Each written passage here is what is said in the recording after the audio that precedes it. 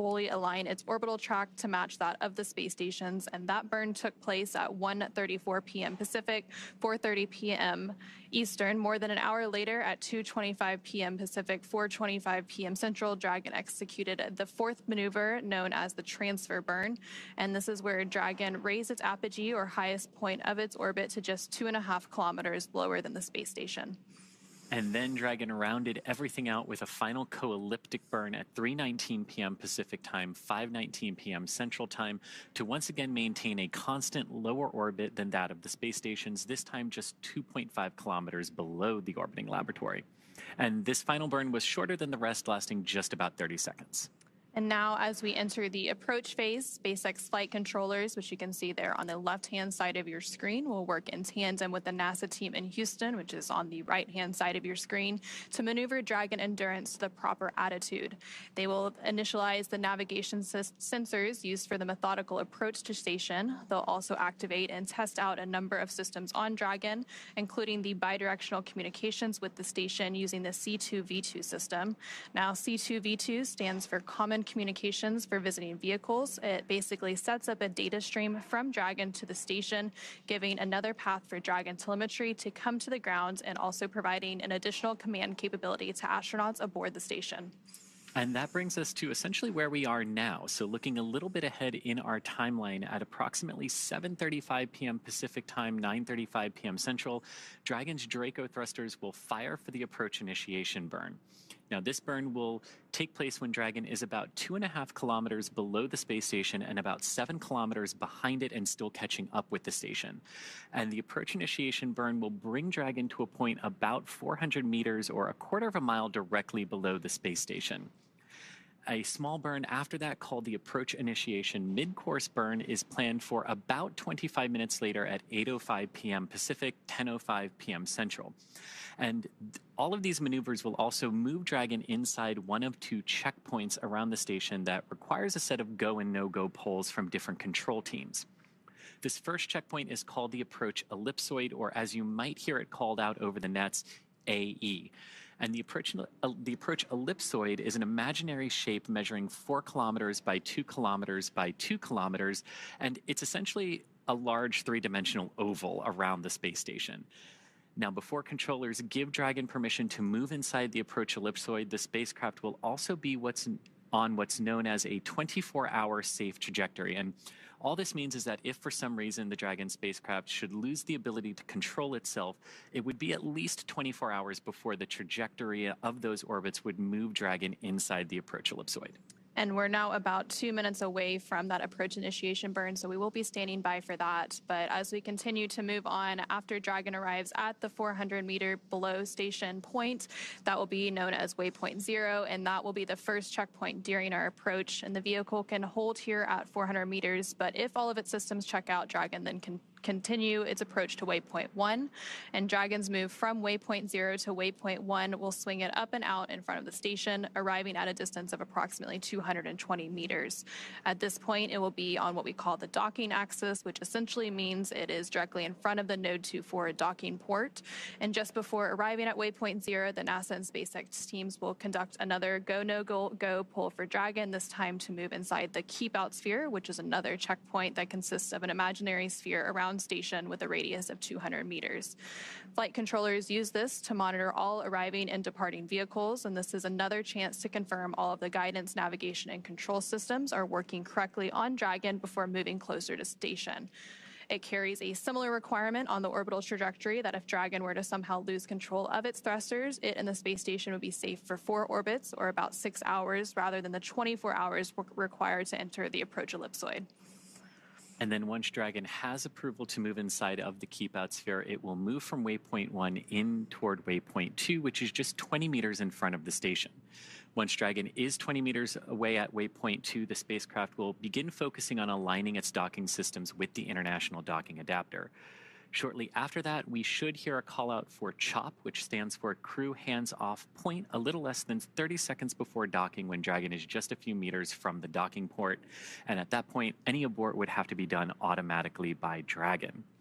Now, after that, it will be the grand arrival for our crew on the space station, where Dragon will fly in and make contact with that international docking adapter, giving us first what we call soft capture. The soft capture ring will then retract until sensors indicate it's time for 12 hooks to drive into place to give us that hard dock and hard capture between the two vehicles. And now that approach initiation burn is currently underway. It began about 40 seconds ago, so we are in that approach initiation burn. So the Dragon's 16 Draco thrusters that it has on it, some of those are firing to complete that burn. And then to round out the process to dock, once hard capture is confirmed, the station crew, namely NASA astronaut Butch Wilmore, will manually pressurize the vestibule or the area between the Dragon hatch and the station hatch. Meanwhile, umbilicals that provide audio, data, power connections from the station to Dragon are put in place, and then it's time for leak checks and hatch opening, which is currently timelined to come about an hour and a half after docking. And again, that approach initiation or AI burn is still ongoing. We're about a minute and a half into that burn taking place. And just before that burn started at about 7:08 p.m. Pacific, the flight controllers gave the go, no-go for that. SpaceX on the big loop. Approach initiation maneuver complete and nominal. If desired, please review your impulsive retreat recovery cue cards.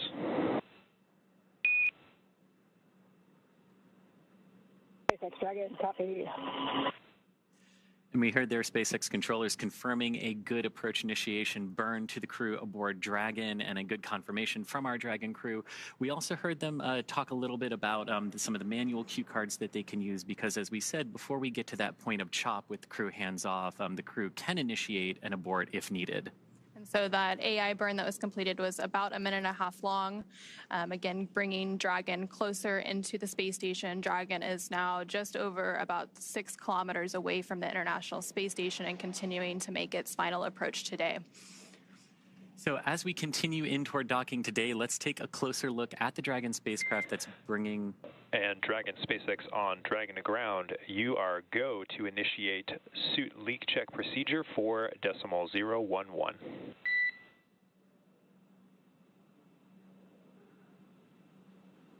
Dragon copies, we're in for decimal 011. And you can hear that call indicating a suit leak check, which is what we would expect around this time. Just like at launch, the crew is in their launch and entry suits, also their docking suits, I guess you could call them, which just helps provide a little bit more protection during these critical moments of flight. And after launch and orbital insertion yesterday, the crew did get a chance to take off those suits and get a little bit more comfortable, since it was about a 28-hour journey to docking. So they did have some food, they went through a sleep period, and now they're getting those suits back on and getting ready for some more integrated operations and docking. And the comms you're hearing between the crew and on the ground, that is with the Crew-10 commander, NASA astronaut Ann McClain. And just before we came on air, they also configured the big loop. So that is where all of the parties involved in today's operation are all talking on one loop. So that is the station crew, the Dragon crew, the SpaceX team here that you can see on your screen, as well as the Houston Mission Control team for NASA. They're all talking on one integrated loop, and that's what will continue to be operating through today's docking procedures. It really is a good collaborative effort, getting everyone up there safely. So while we continue to approach, let's take a look at the Dragon spacecraft bringing the Crew-10 crew up to the International Space Station today. The Dragon spacecraft and its trunk stand just over 26 feet tall, and there are 2 windows on the spacecraft plus one underneath the nose cone. Now, that nose cone opens shortly after launch to expose the forward bulkhead thrusters and docking mechanism that will connect with the space station. Dragon's trunk also holds solar cells, which help power Dragon while it is in free flight, and on certain missions, the trunk can also carry some unpressurized cargo for us. And Dragon has 16 Draco thrusters that can be used. Dragon on Dragon to ground, 2.2 ready to pressurize. Copy, Dragon. You are go to initiate suit leak checks. And there you heard some additional Dragon copies, go for suit leak checks. some additional communications between the Corps and NASA astronaut Ian McLean, who is the commander for Crew-10, just confirming that they're proceeding with those suit leak checks. When you hear them talk about those procedures, there's often a number associated with that, and that is just the procedure number that they can go look up and make sure everyone on the ground and on the Dragon or on the station, they're all following the same procedures in step-by-step order. So Dragon does have 16 Draco thrusters that can be used in space to help navigate the spacecraft to its destination, and we saw those firing not that long ago with that approach initiation burn, and they've also been firing for all of those previous burns leading Dragon to the International Space Station. Again, Dragon is now just over 5,300 meters, about 5.3 kilometers away from the International Space Station and continuing to close in. But those 16 Draco thrusters don't include the 8 Super Draco thrusters, which can be used for an abort, but they are no longer active once the crew is in orbit. That's right. And with that crew, speaking of, Dragon has definitely played a significant role in advancing our future in space by safely transporting crew to and from the space station.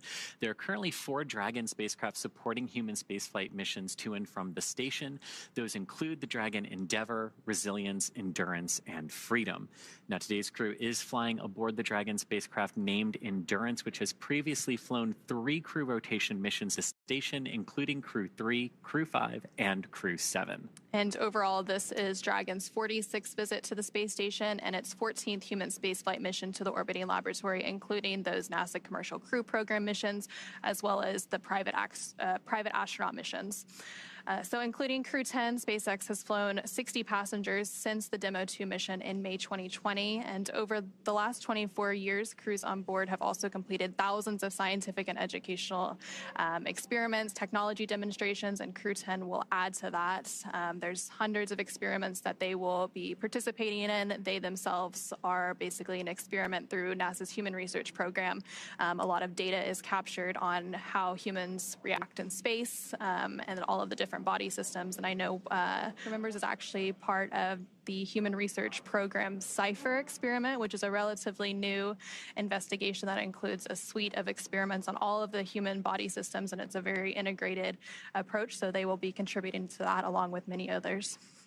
Yeah, and like you said, about 200 experiments for Crew-10 while they are up there. Some of my personal favorites are a material flammability test for future spacecraft designs, as well as, engaging with students via ham radio experiments and using the station's hardware as well to help us experiment with lunar communications, which is pretty fun to think that we can use commercial off-the-shelf technology with the space station to see what it's going to be like to talk to each other and talk back on the moon.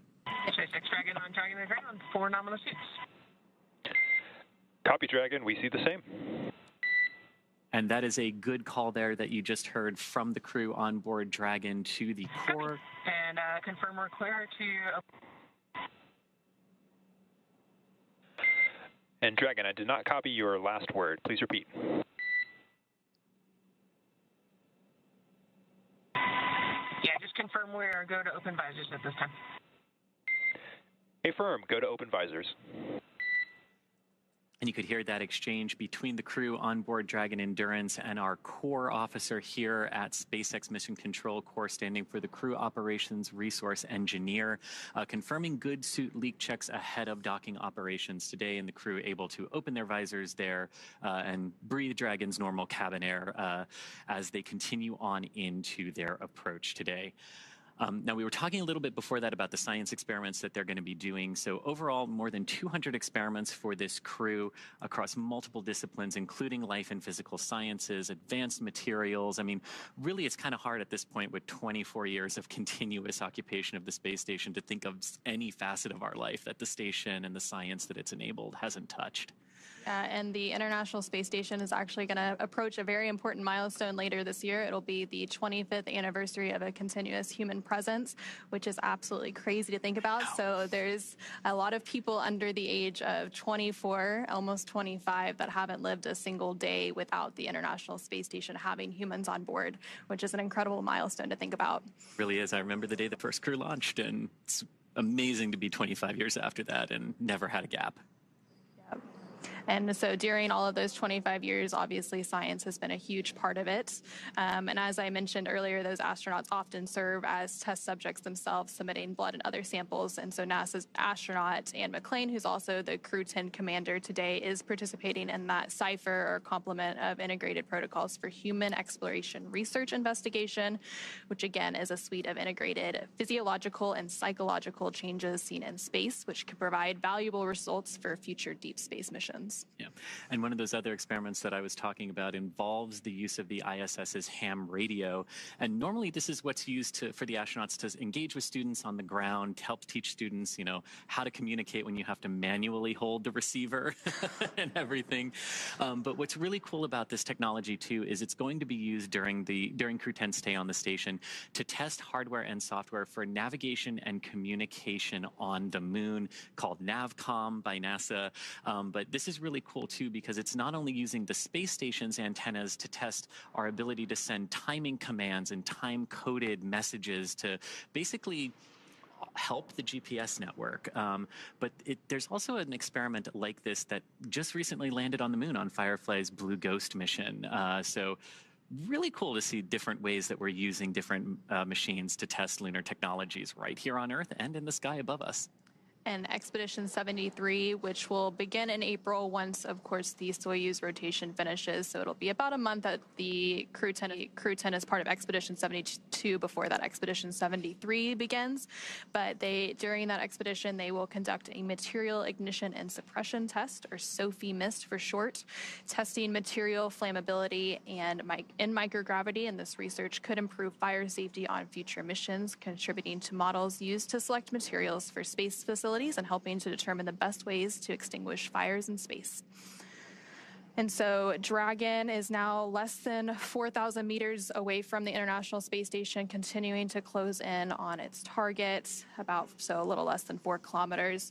The next milestone that we are expecting is possibly that AI, or approach initiation mid-course burn. We were expecting that about 25 minutes after the approach initiation burn, and that approach initiation burn took place about 10 minutes ago at 7:35 p.m. Pacific. So we might have that mid-course burn in about 15 minutes. And then after that, a lot of the events will happen pretty soon after that. We'll get all to the waypoints and all through that. And then we'll have docking, hatch opening, and welcome the crew on board. After hatches opens, there will be a brief welcome ceremony to welcome the crew on board.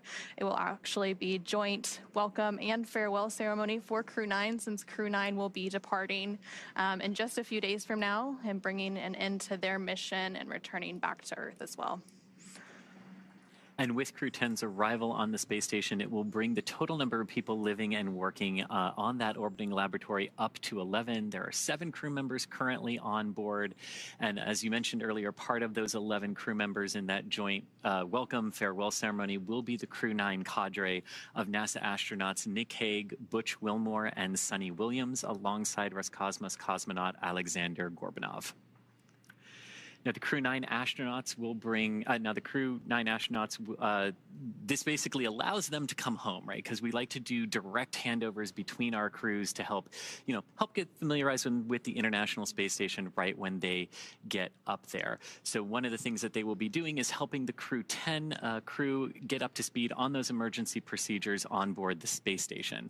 And then when NASA and SpaceX teams determine that weather is ideal for splashdown around Florida, the members of the Crew-9 crew will board their Dragon spacecraft for their return to Earth. And as you mentioned a little bit, those direct handovers that we're going to see between Crew-9 and Crew-10, so those handovers between crews, allow for a continuity of the activities on the International Space Station and also help to ensure that continuous U.S. presence on the space station. Again, we just mentioned that the International Space Station has been continuously occupied by humans for over 24 years now, approaching that 25-year mark in just a few months. And so in a few weeks, NASA astronaut Johnny Kim, along with his Roscosmos crewmates, will join the on-orbit crew. And then shortly after that, we will see the departure of the Soyuz MS-26 spacecraft that will return NASA astronaut Don Pettit, along with his Roscosmos crewmates, home. And that will mark the commencement, or the beginning, of Expedition 73. And that expedition will then be led by the new space station commander, which is currently on board the Crew-10 spacecraft, so JAXA astronaut Takuya Onishi.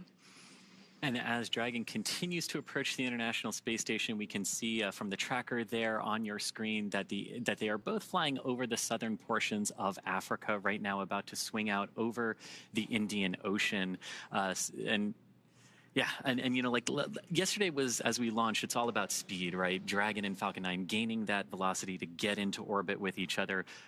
But and there we go. Look at that. That was a view from one of Dragon's cameras looking at the International Space Station. This is inside Dragon now, with Commander Anne McClain on your left and pilot Nicole Ayers on your right. You can see them taking a drink there from some of the water that they've got on board Dragon as they continue to monitor the approach to the International Space Station. You know, unlike some previous vehicles that we have, Dragon is very autonomous in how it approaches the ISS. So the crew is really monitoring and able to take manual command if they need to, but really just monitoring Dragon's progress as it approaches the ISS here today.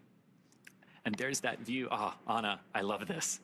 And you can tell that Dragon is looking directly at the International Space Station, its target for today, as it continues to make its approach. So we have those great views there. And now that you have that, well, you did for a second have that map view of where the International Space Station was. So yesterday at the time of launch, which was at 7:03 p.m. Eastern, the International Space Station was flying off the west coast of Australia. So you can see now that they're trying to catch up to each other. They had those approximately 28 hours for Dragon to catch up to the International Space Station so that it can dock today. And you mentioned that catch up, and right before we started getting those great views, we were talking about how yesterday was all about an insane amount of velocity being added to Dragon by Falcon 9. But today, while those vehicles are still going very, very fast, it's a very, very choreographed ballet almost. The vehicles are going to be moving very slow in relation to one another. And that's just to make sure everything stays right on track and as safe as possible as we come in to dock with the ISS today. And as we were mentioning earlier, so along with that choreography, so we have all of those checkpoints along the way to docking. So we have those waypoints that Dragon can stop at. The flight controllers here in Hawthorne, as well as the mission control in Houston, can make sure everyone is okay. Dragon systems all look good for docking. Station systems all look good to receive the vehicle. So all of those checkpoints and waypoints along the way are important for both the teams in space as well as the teams on the ground to just make sure everything looks good, and then they can continue to approach on in. And as we can see, and as we can see here, we've got two of our crew members on screen, and I think that on the left is NASA astronaut Anne McClain, right? Yeah. So, well, for a second you saw NASA astronaut Anne McClain on the left, so she's the Crew-10 commander. But let's go ahead and take a little bit of a moment to introduce you to the crew. So NASA astronaut Anne McClain is your Crew-10 commander. She was born and raised in Spokane, Washington, and then NASA selected McClain as an astronaut candidate in 2013. Crew-10 is actually her second space flight after launching aboard the Soyuz MS-11 in 2018 and serving as a flight engineer on the International Space Station for Expedition 58 and 59. In total, she previously spent 204 days in space, completing 2 spacewalks that totaled 13 hours and 8 minutes outside of the orbiting laboratory. McClain is a West Point graduate and colonel in the U.S. Army. She's highly decorated and a Master Army aviator. She has more than 2,000 flight hours in 20 different aircraft. And McClain is also an avid rugby player and a former member of the USA Rugby Women's National Team.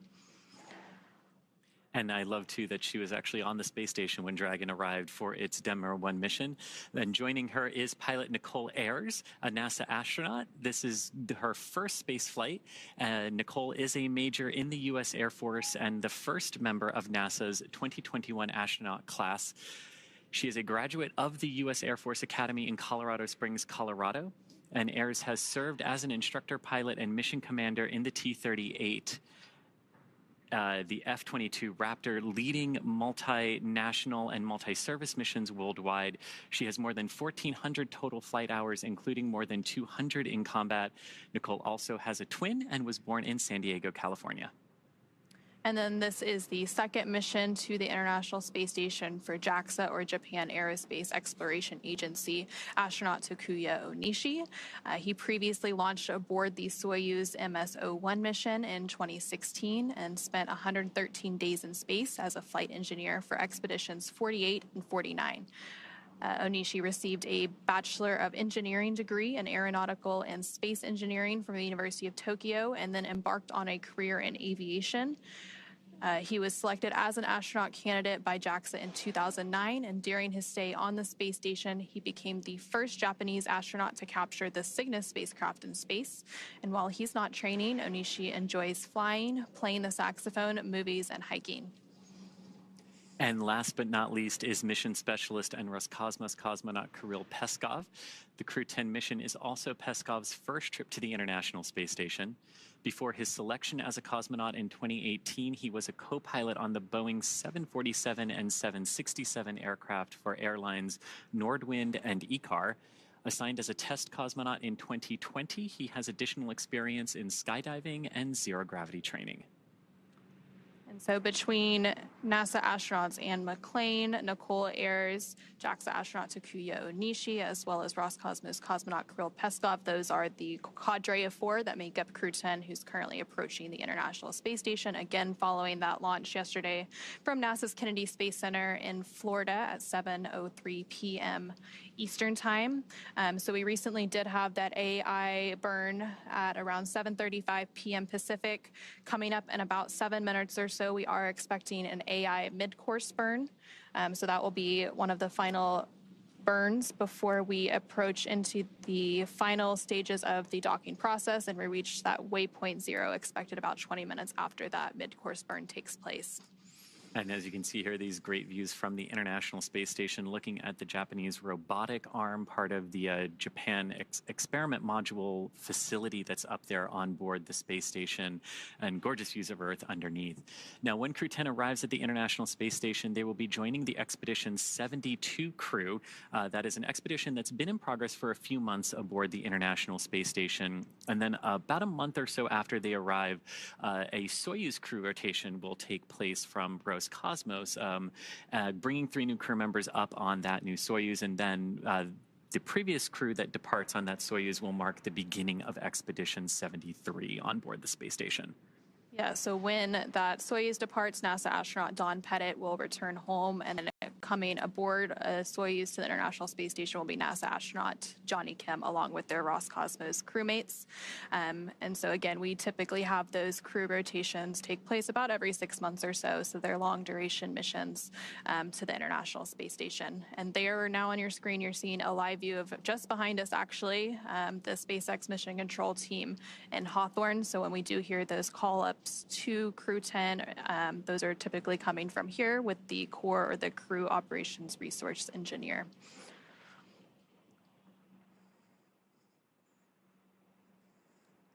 And, we've been talking a lot about, Crew-10, our 10th resupply, our 10th rotational mission for Crew for the Commercial Crew program. And this is just part of the storied history of crew rotations on the International Space Station over the last 24 years. The Soyuz we've mentioned as one of the vehicles that has done this, Dragon as well, the shuttles also responsible for some crew rotations. It's just really impressive to think about what has gone on across those 25 years of near permanent human habitation on the space station. Yep, and so the space station has been occupied, of course, almost 25 years. There are a lot of commercial players coming into play, and so we also have our commercial low Earth orbit development program that's looking towards the future of what's next for low Earth orbit once the International Space Station does retire. Of course, it's made incredible contributions so far, though, and it has several years to go. But while we continue on Dragon's approach to the International Space Station, why don't we go ahead and check in with the International Space Station Flight Control Room and NASA's Gary Jordan. Hey, thank you, Anna. Thank you, Chris. Welcome to the International Space Station Flight Control Room here in Houston, Texas. The teams here are working jointly with the teams in Hawthorne, California, monitoring the operations that are in space right now. Crew-10 approaching the International Space Station, about to enter inside the approach ellipsoid. The teams here in the room are currently polling for that next milestone. The approach initiation brings them up to what's called waypoint 0, just below the International Space Station. In just a few minutes, the Crew-10 vehicle Endurance is expected to perform what's called a mid-course maneuver, an approach initiation mid-course to converge on waypoint 0. This is right below the International Space Station. Teams here in the room are polling to make sure that the next milestone that happens from waypoint 0 to waypoint 1, right immediately in front of the International Space Station, that the teams here are go for that next milestone. When Endurance makes its way to waypoint 0, it will not pause. It will continue on to waypoint 1 right in front of the International Space Station. There are a couple of things that the teams here in the room need to check off to make sure that Crew-10 is ready for docking. The International Space Station's solar arrays are in what is called the feathered position. That means they are folded back and locked into a position that is minimally invasive, allows the station to draw power from the sun, but does not interfere with any of the docking and attitude controls that are necessary to hold the station's position. Meanwhile, the Attitude Determination and Control Officer here in the room, called ADCO, is coordinating with the Russian colleagues and the Russian thrusters on the Russian side of the International Space Station to ensure that we are configuring the station itself for docking. Inside the International Space Station, the crew is preparing for Crew-10's arrival. Nick Hague is setting up his workstation for monitoring procedures, though the crew has the prime controls as a backup for the automated docking of Endurance to the International Space Station. As a safety precaution, Nick Hague is receiving that data through the Common Communications for Visiting Vehicles, or C2V2, a data link between Crew Dragon and the International Space Station, giving live telemetry and giving Nick Hague the ability, if necessary, to perform an abort if there were any contingency scenario, a scenario that Nick Hague himself is trained for. Butch Wilmore, NASA astronaut, will be preparing the hatches for opening once Dragon is docked to the International Space Station, slated for 11 p.m. Central Time tonight. Butch Wilmore will work through the hatch opening procedures. There are several hatches to get to the crew, including the Node 2 forward hatch at the very front of the International Space Station, followed by the A-Pass. It's the last hatch right before you see the Dragon hatch. And there's a vestibule in between that needs to be pressurized from vacuum up to sea level, 14.7 pounds per square inch. All of that will happen after docking. In the meantime, NASA astronaut Don Pettit setting up cameras inside. Once Crew-10 is docked and the pressurization between the vestibule is up to pressure, it'll be the Crew-10 astronauts and cosmonaut aboard that'll float through and be welcomed by the Expedition 72 crew. All of that underway right now. We're expecting the mid-course maneuver and all of the maneuvers ahead to get through those next milestones for a docking tonight at 11 p.m. Central Time. We're right here with all of the action and following along with you over in Hawthorne. So for the next few steps and to follow Crew-10 and the astronauts aboard, let's go over back to Hawthorne with Anna and Chris. Back to you guys. Thank you so much, Gary. It was great to hear that update from the International Space Station Flight Control Room. During your update, we did hear that the approach initiation mid-course burn happened and it was completed. It was all good. I went as planned, and again, that burn was just to further fine-tune Dragon's path. And there you briefly saw a view from the International Space Station looking at Dragon as it makes its final approach to the International Space Station.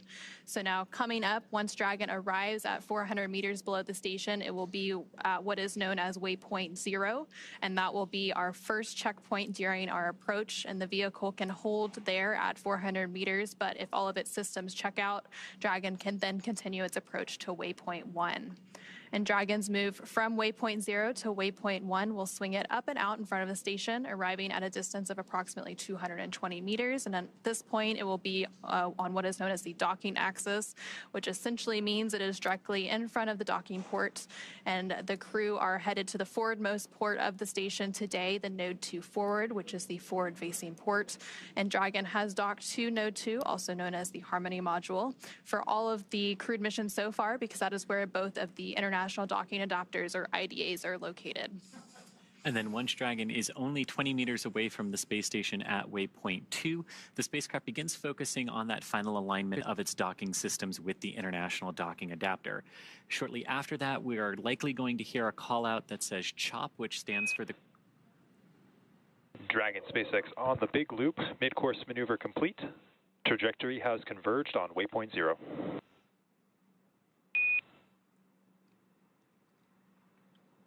And that is exactly what we were hoping to hear. Dragon, copy.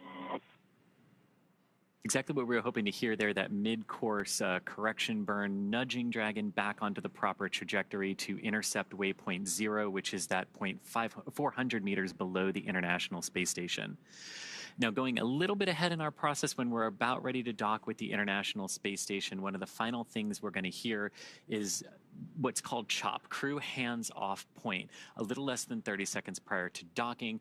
That's the point where all aborts would have to be manual, but as we actually heard a few minutes ago, right after that approach initiation burn, the crew does have manual options available to them, but right now just monitoring Dragon as it cruises in autonomously for that docking a little bit later tonight. And you can see that live view and a beautiful view at that of Dragon Endurance as it approaches the International Space Station. Now these views are being captured by cameras on the International Space Station, which is Dragon's target for today. And the International Space Station and Dragon are currently flying about 260 statute miles over the Indian Ocean. And so after CHOP, and as we make that initial capture and the grand arrival, when Crew-10 arrives at the space station, Dragon will fly in and make contact with those international docking adapters, giving us what we call soft capture. And the soft capture ring then retracts until sensors indicate it's time for 12 hooks, 2 sets of 6, to drive in place to give us a hard capture and firmly secure Dragon to its new home on the space station. Then the station crew, namely NASA astronaut Butch Wilmore, will manually pressurize the vestibule or the... And Dragon SpaceX on the big loop. Ground has pulled go for approach 0 and enabled the maneuver. Expected maneuver start time is approximately 0321 Zulu. Reminder that Dragon will nominally continue its approach through waypoint 1 towards waypoint 2 without stopping.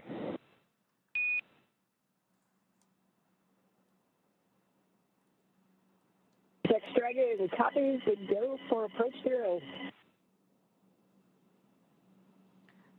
And there we just heard some conversations between that core crew operations resource engineer here at SpaceX Mission Control in Hawthorne and NASA astronaut and Crew-10 commander Ann McClain.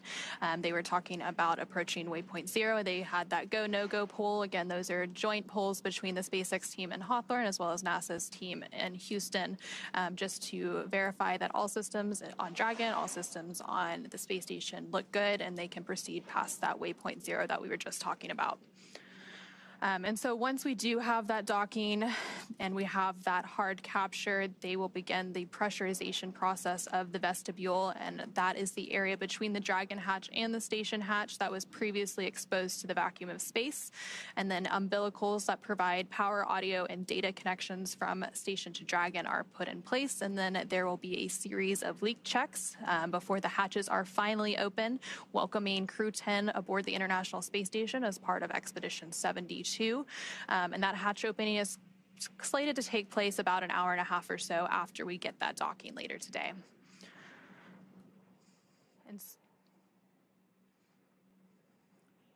And so following a liftoff yesterday at 7:03 p.m. Eastern, 4:03 p.m. Pacific, a lot has happened since then. So there was that 9-minute ride to orbit before we had that orbital insertion and Dragon flying free. And there you see Dragon flying free continuing to on your screen following that about 28-hour journey. Station Houston on the big loop.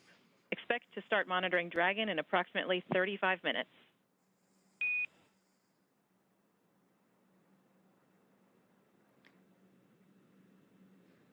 And there you heard some additional call-ups to the crew, this time to the International Space Station crew. Again, we mentioned earlier, they're all talking on what is known as the big loop. So all 4 parties that are involved in today's operation. So the Dragon crew, the space station crew, the SpaceX team, as well as the NASA team and their mission control, they're all talking on one loop. So that specific call out was up to the space station crew because today we will have NASA astronaut Nick Hague monitoring Dragon's approach.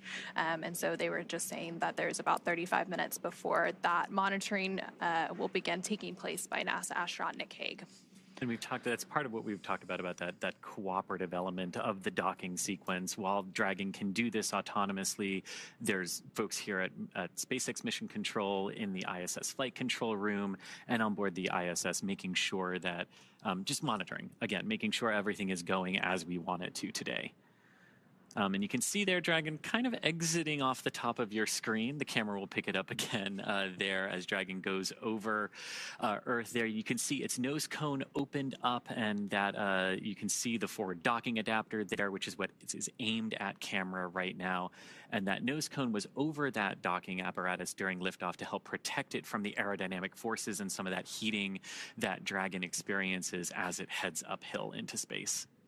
So yesterday, after we had liftoff and that orbital insertion, after that nose cone was opened, that nose cone that you were just mentioning, Chris, that is actually when the zero-G indicator was revealed. So NASA astronaut Anne McClain revealed Crew-10 zero gravity indicator, and it was a crochet origami crane, which is an international symbol of peace and unity. So NASA astronaut Anne McClain provided some really lovely words on that zero gravity indicator, and those zero gravity indicators have quite the history. Many crews before them have had their own zero-G indicators, and so that specific crane was actually hand crocheted, and it also they also mentioned the commemoration of the 50th anniversary of Apollo-Soyuz as part of that zero-G indicator rollout.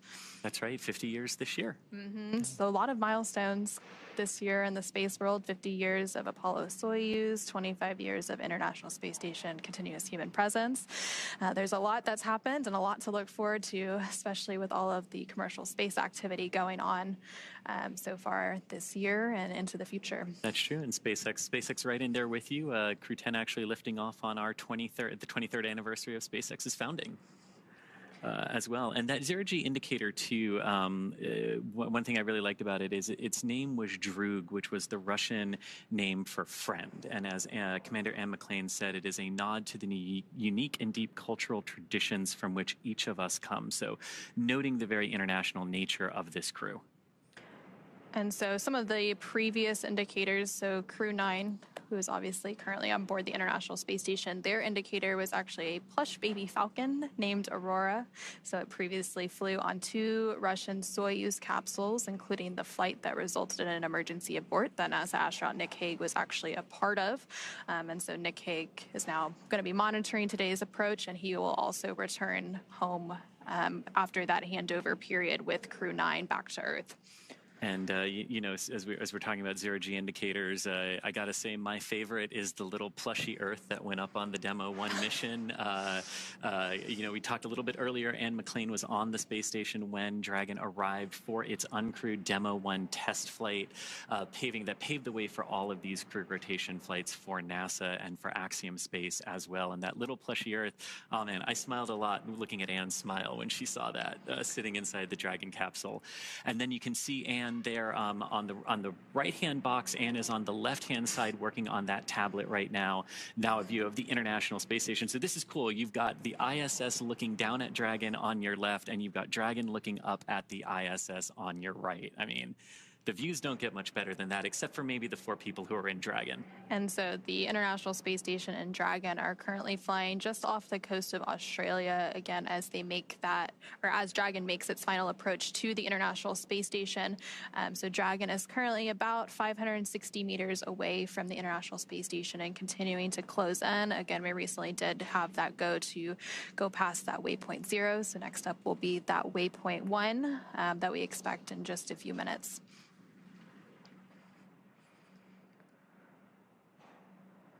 Yeah, and from that initial test flight that Dragon did in March of 2019, that was then followed in May of 2020. Kind of hard to believe we're also approaching the 5-year anniversary of Dragon human spaceflight missions as well this year. We had that Demo 2 mission with Bob Behnken and Doug Hurley launching in May of 2020 and coming back a couple of months later in August. And then we started those crew rotation missions for the commercial crew program for NASA in November of that year with our Crew-1 crew and Dragon. And since that point, there's always been a Dragon at the International Space Station. And so we did mention earlier there are currently 4 Dragons that are active. So they're flying today on the Dragon spacecraft Endurance. And typically whenever there is a new Dragon, the crew gets to name it. And so we have Endurance, Resilience, Endeavor, Freedom. And Freedom, yes. And also, so we talked a little bit about the zero gravity indicator. The crew also works to design their mission patch ahead of each mission. And so that also dates back. It has quite a history with those mission patches. So the SpaceX Crew-10 patch was designed by the 4-person crew. They actually used AI for some initial inspiration, and then a human artist perfected the design. So it's a 10-sided patch with the Roman numeral X boldly in the center, representing the 10th operational flight of the Dragon spacecraft. And then on the patch, the Dragon has its wings out in full flight. And it's a nod to the 4 crew members who are all professional pilots. So we mentioned that a little bit earlier when we were going through the bios of NASA astronauts Anne McClain, Nicole Ayers, JAXA astronaut Takuya Onishi, as well as Roscosmos cosmonaut Kirill Peskov. All of them have a pilot or aviation history, so that was a little bit of a nod in their patch as well. And again, you're seeing some live views there of NASA astronaut Anne McClain and NASA astronaut Nicole Ayers to the left and right there on your screen. So Nicole Ayers is the pilot. Anne McClain is the commander for the mission today. Again, as they continue to make their way to the International Space Station for docking to that forward port. The Dragon spacecraft is currently less than 480 meters away from the International Space Station, continuing to make its approach. And you know, we're seeing these views from Dragon looking up at the International Space Station. And this Dragon vehicle is actually the second design of the Dragon that we have had. We started with a cargo vehicle, and we actually have the first one hanging right here behind me today. And honestly, what I love about this, watching Crew-10 approach the ISS, the 14th Dragon human spaceflight mission to the space station, and that very first Dragon that was only carrying cargo, we put a window in it, not because we had to, but because we wanted to symbolize that one day we will be carrying crew, and one day we will be doing exactly what we are doing here today. And just kind of gives me goosebumps to look at Dragon 1 versus the new shiny Dragon we got. And so obviously they've had that 28-hour flight, and I'm sure they've been able to take advantage of looking out those windows and the amazing views of Earth below them as they make their way to the International Space Station, which there you can see a view of the International Space Station on your screen. Again, those views are captured by the cameras on Dragon. So this is basically a point of view of Dragon looking at the International Space Station. And you can see there, you know, you've got if you sort of look at the space station and how it's oriented right now, you've got a small bar that sort of goes across the top. Those are the European and Japanese modules of the space station. You've got the US and Russian modules sort of going down in a line, forming that T, and then you have the huge solar array truss and the wings of the space station, if you will. And so Dragon is now about 440 meters away from the International Space Station. And again, that waypoint 0 mark is at the about 400-meter point. So they should be reaching that waypoint here pretty soon. But again, they had that go, no-go pull to proceed through waypoint 0 and then on to waypoint 1. So they won't have to pause at waypoint 0 once they reach that 400-meter mark. Which is, and that's what we were sort of saying earlier. We have these moments when we can stop to make sure that everything is in alignment. But if everything is already in alignment, there's really no reason to stop, and we can proceed forward. And so once they do proceed forward, they'll then get to waypoint 1 and waypoint 1. So you go from 400 meters at waypoint 0, and then waypoint 1 is about 220 meters. And that's when we get to that docking axis arrival. And so they'll have that go ahead and proceed to that point. And once they are on that docking axis, it basically means they are directly in front of the port. So that forward port on Node 2, the Harmony module that they will be docking to today. So Dragon will be looking directly at that International Space Station docking port, and they can do some final alignment checks if they need to. And then from there, they will then move to waypoint 2, which is just 20 meters away. And there you can see another view of Dragon. This is a camera on the International Space Station, and they're currently flying over Sydney, Australia. So that's the International Space Station looking out at Dragon. Those cameras are actually controlled by one of the flight controllers in Mission Control in Houston. So the Cronus typically operates those cameras, and they're the ones that are manually moving those cameras up and down and trying to find Dragon and keep a focus on it so that we can have these amazing views here today. And as Dragon, as you mentioned, that waypoint 1 point about 220 meters from the International Space Station, that's very close to, but just outside what's known as the keep out sphere for the International Space Station. This is the sphere that any visiting vehicle needs to stay outside of until given explicit permission to proceed in closer to the International Space Station. We would expect that go no go poll to either come when they're holding at waypoint 1, or if they don't need to hold at waypoint 1, shortly before they're to then proceed into waypoint 2, 20 meters from the station. Again, another point where they could hold if they need to, and we have on past flights seen them hold sometimes at that waypoint 2 20-meter point for a variety of reasons. Sometimes it's alignment, sometimes it's been visuals and lighting conditions, with just where the International Space Station is in its orbit. Might seem kind of odd to think that, wait, why would we need to wait if we can dock at night? But shadows are really important, and understanding them and how they interplay with the autonomous navigation systems. And so we're actually pretty close to that waypoint 0 mark. We're about 403 meters. So Dragon's about 403 meters away from the International Space Station. So just around that waypoint 0 mark that we've been talking about. Now Dragon will continue past that point and into waypoint 1, which is again that 220 meter mark.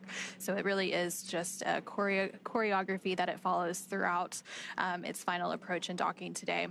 And if you think about the overall trajectory of approach here, you can kind of think of it as like an airplane that's in the air, where you're directly underneath it, but then you can walk in front of it and up to its nose. And that's sort of what Dragon's going to do here, moving from waypoint 0 up to waypoint 1. So you were mentioning the keep out sphere. So that's one of those invisible boundaries. There's also the approach ellipsoid, which we mentioned a little bit earlier today, but Dragon's already inside of that approach ellipsoid. So that's outside of the keep out sphere. And that's that 4 kilometer by 2 kilometer by 2 kilometer boundary. Basically, it's the neighborhood of the International Space Station. So once a visiting vehicle such as Dragon, makes it into that approach ellipsoid, that's when a lot of those joint and integrated operations begin. And again, to enter into the AE, Dragon or any visiting vehicle has to be what is known, it has to be on what we call a 24-hour safe free drift trajectory, which means the spacecraft would not cross into the AE or the approach ellipsoid for at least 24 hours. So when they do those go, no-go polls to proceed in that is one of the things that they're looking for, making sure that that the vehicle is safe and can proceed in. And so now we're going inside that next invisible boundary around the space station, which is that keep out sphere that we've been mentioning. And if you're just joining us here, some great views that are on your screen as Dragon is approaching the International Space Station, just inside of 400 meters now, passing waypoint 0. On the left-hand side of your screen is a live view from the International Space Station looking down at Dragon. You can kind of see it moving across the white clouds there, about to go over the blue ocean in the middle of the screen there. And then on the right, we did have some images of the International Space Station and some images inside of Dragon as well. But Anna, it never gets old looking at views of spacecraft silhouetted against Earth. And if we think these views are amazing, I just can't imagine what Crew-10 thinks of these views looking down at Earth from the Dragon spacecraft. So you did mention we were inside of waypoint 0. Dragon SpaceX on the big loop. Approach 0 has started and trajectory has converged on waypoint 1. Expect arrival at waypoint 1 at approximately 0347 Zulu. SpaceX Dragon on the big loop, copy 0347 Zulu for waypoint 1. And you hear that sequence of calls there confirming that Dragon successfully passed waypoint 0 and the trajectory has aligned where we want it to waypoint 1. So everything going very, very good there. And we're expecting the arrival there at waypoint 1 in just about 25 minutes from now. So once we get to waypoint 1, Dragon will be about 220 meters away from the International Space Station. So again, this is another checkpoint on the way to the International Space Station. And then that final checkpoint is waypoint 2, which is just 20 meters away. And then from there, we will have that initial contact and capture, what is known as soft capture, before those 12 hooks, 2 sets of 6 deploy to have that hard capture. And then they can begin releasing those umbilicals for data and power, and then begin the pressurization activities for the vestibule, which is that area between the station hatch and the Dragon hatch that had been previously exposed to the vacuum of space. They'll conduct some leak checks, and then, of course, welcome the new crew aboard the International Space Station. And yesterday when we lifted off, we were talking about the precise second that we had to lift off to be in the correct plane to reach the International Space Station today. And liftoff times are very, very choreographed, tightly choreographed to make sure we can do this. But once we get into orbit, it becomes a little bit different, right? And the timings of various burns, the timings of arrivals can all change. And that's basically because you've got Earth's gravity pulling on the spacecraft, you've got the moon, you've got some of the other planets, and the orbits, we do really good at predicting them, but once we see what the spacecraft is actually doing, it helps us refine those timelines a little bit like we saw today. And the timings of those burns changing a little bit, maybe not needing to do some of them if Dragon is doing really well. So it really is interesting how it shifts from super precise to now we've got to see what they're actually doing in space. Typically, when we have a launch, we have what's known as a targeted docking window. Mm-hmm. So then, of course, it shifts a little based on those burns, whereas the launch itself is an instantaneous launch window, so it has to go at that exact minute and second. So again, yesterday's launch took place at 7:03 p.m. Eastern, 4:03 p.m. Pacific, and since then, Dragon has had about a 28-hour journey to make its way to the International Space Station. Dragon is now just about 330 meters away from the International Space Station. It's now inside waypoint 0, approaching waypoint 1, which is that 220-meter mark. And then from there, it'll continue on and enter inside what is known as the keep-out sphere, which is that 200-meter boundary around the International Space Station before we have that docking. So it's been a long journey for Crew-10 since launch yesterday, and even before that, because they had all of those preparations leading up to launch, getting suited up, those final medical checks, all of the various processes that they went through prior to that liftoff at 7:03 p.m. Eastern, 4:03 p.m. Pacific. So I'm sure they will be glad to be welcomed on board the International Space Station in really just a few minutes from now. Yeah, and after that liftoff yesterday, and after the crew initially got onto orbit, there were some things that they needed to do as Dragon, configured itself for the orbital journey up to the International Space Station today. The crew got some time to eat, they got some time to rest and relax as well over the course of the last 28 hours. So it hasn't just been fully in their suits, in their seats. They were able to take those suits off shortly after liftoff. They are, of course, back in those suits now because during the more critical operations of spaceflight, such as launch, docking, undocking, and reentry and splashdown, we do have the crews in those intravehicular activity suits, or IVA suits as we call them. So you'd mentioned a little bit some of the free time that they've had without those suits. They did have that sleep period. They woke up today around 8 a.m. Central, 8 a.m. Pacific, 10 a.m. Central. So they've been up for about 10 hours or so getting ready for today's docking operations, but they did have that time to take a nap and get well rested and ready to be part of the Expedition 72 crew. And also on the International Space Station, not that long ago, the ISS crew was actually asleep right before we came on air. So they finished those post-sleep operations that they go through to start getting ready for today's docking operations. Again, NASA astronaut Nick Hague will be monitoring Dragon's approach. And SpaceX Dragon on the big loop. Expect reconfiguration of C2V2 return link to support docking video shortly.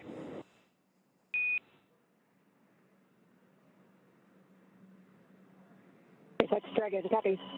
And that call basically saying that that C2V2, the common communication for visiting vehicle system that allows Dragon to talk to the ISS to talk to the ground, it just sort of creates some nice redundant communication paths for all the vehicles and all the teams involved today. That system was primarily configured for the initial approach of Dragon up to the station through waypoint 0, and we just heard them briefing the crew that they'll be reconfiguring that again for the docking portion. So we'll continue to hear a lot of those call-outs from the ground teams and the astronauts on the International Space Station, as well as Dragon, as we continue to get into the final stages of docking today. Right now, Dragon is about 310 meters away from the International Space Station and continuing to fly in to make its final approach and docking. So it's getting pretty close now. And there you're continuing to see, if you squint, you can see a view of Dragon there in the center of your screen. So again, these are views captured by cameras on the International Space Station. And so that is the Dragon Endurance spacecraft. And it's actually the 4th flight for that Endurance spacecraft. It previously flew 3 other commercial crew program missions, Crew-3, Crew-5, and Crew-7. And the 4th flight, obviously, today for Crew-10. And overall, this is the 10th crew rotation mission for NASA's Commercial Crew Program that Dragon is flying. It's also Dragon's 14th human spaceflight mission to the International Space Station and Dragon's 16th human spaceflight mission overall, since Dragons don't always go to the International Space Station, but we have had 2 free flyer missions in the Inspiration 4 and Polaris Dawn missions as well. And with the Crew-10 mission, Dragon has carried 60 crew members at this point across its 16 missions.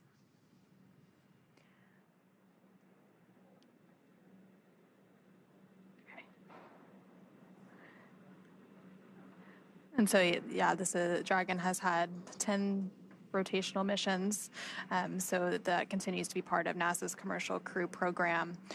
We also have, of course, the Commercial Resupply Services, and we have the Commercial Earth Orbit Development Program working on potential future commercial space stations. So space is really becoming a commercial public-private endeavor. And you see that here as Dragon is docking to the International Space Station, obviously a government platform, but commercial partners bringing crew and cargo and things to the International Space Station. Again, once Crew-10 is on board the International Space Station, they will partake in a multitude of science experiments, technology demonstrations, all for the benefit of humanity. And so as Dragon continues to make its final approach to the International Space Station, now about 370 meters away, let's go ahead and turn it back over to NASA's Gary Jordan at NASA's Mission Control Center in Houston. Hey, thank you, Anna. We are following along on the action here. Now inside the approach ellipsoid, we are in what is called joint operations. Both teams in each of the flight control rooms here in Houston, as well as where you are, Anna, at the Mission Control Center over in Hawthorne, California, with the SpaceX teams, are operating by the same joint flight rules. They're working through the procedures step by step, doing go, no-go polls along the way to make sure that all teams are ready for the next steps. The teams here in Mission Control Houston are currently polling to make sure that we can pass waypoint 1 and go inside waypoint 2. When we pass waypoint 1, we're going to be inside what is called the keep out sphere.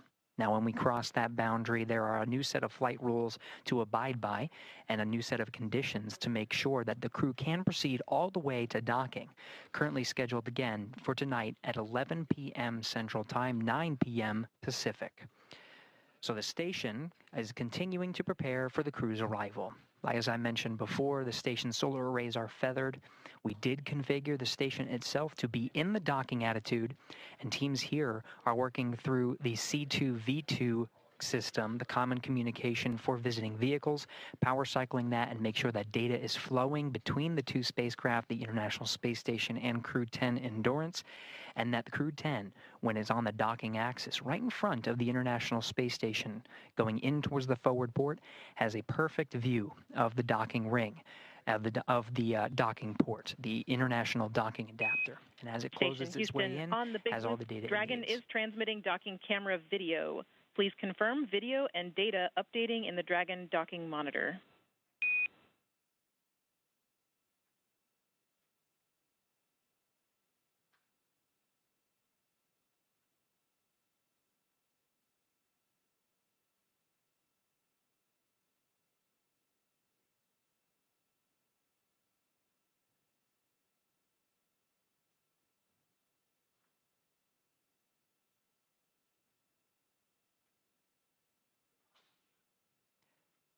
That was Capcom Tess Caswell here in Mission Control Houston, standing by for confirmation from the crew aboard Endurance.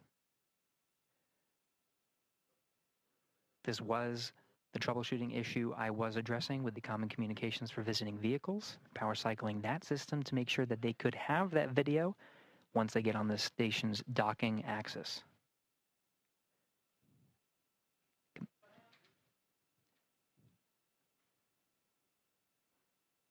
As we wait for crew confirmation, we are getting video from the International Space Station's external cameras.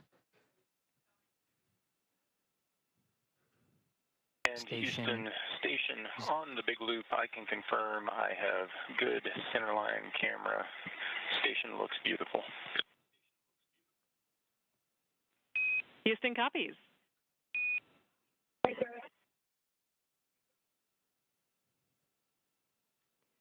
Now it's critical that the teams communicate on this big loop to make sure all stakeholders are aware of the progress that's being made.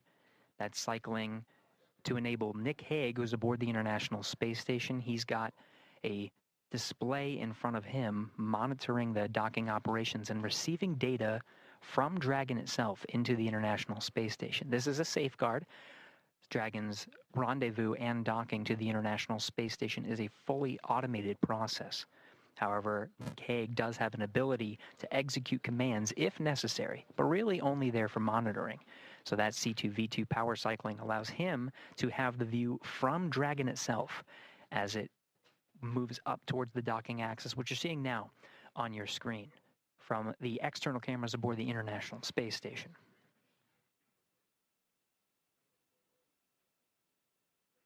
Hague monitoring Dragon's arrival, receiving data including range and range rate, making sure that Dragon is moving at the expected velocity, speed, position. Everything's positioned on board the International Space Station for docking. Again, the station itself at the docking attitude. Now again, the station teams here in the International Space Station flight control room polling to make sure that Dragon itself can proceed past waypoint 1 towards waypoint 2. Waypoint 2 being just 20 meters in front of the International Space Station's docking port. This will be inside the keep-out sphere. It is Nick Hague monitoring the operations from the International Space Station. Now, once it makes its way in to dock with the space station, it'll be NASA astronaut Butch Wilmore that is tasked with the responsibility of opening up the hatches and preparing the station to welcome the crew aboard Endurance. This includes opening up several hatches, including the Node 2 hatch and the APAS hatch, both of which are closed for the docking operations and cannot be opened until the docking is complete. He'll start venting air to make sure that the air is circulating properly through the pressurized mating adapter, and there's no pockets of carbon dioxide, just a safety procedure. When he's going to inspect the hatch, he'll be wearing goggles and gloves for safety measures. We'll cover all of that post-docking, but that'll be Butch Wilmore's responsibility. We'll also be getting camera views from inside the station. These were set up by NASA astronaut Don Pettit. The crew waking up and making sure on an early day aboard the International Space Station, much earlier than their typical day. In fact, their crew wake period was just after midnight Greenwich Mean Time, which is the time that they operate aboard the International Space Station. They were up and making sure that everything was prepared for Crew-10's arrival today.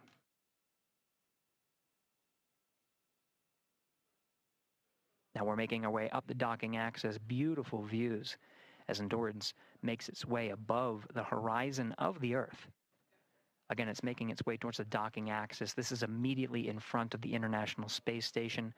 The camera views from Dragon itself illuminating the solar arrays. You can see the original solar arrays of the International Space Station, as well as the IROSAs, the rollout solar arrays that are augmenting some of the station's power.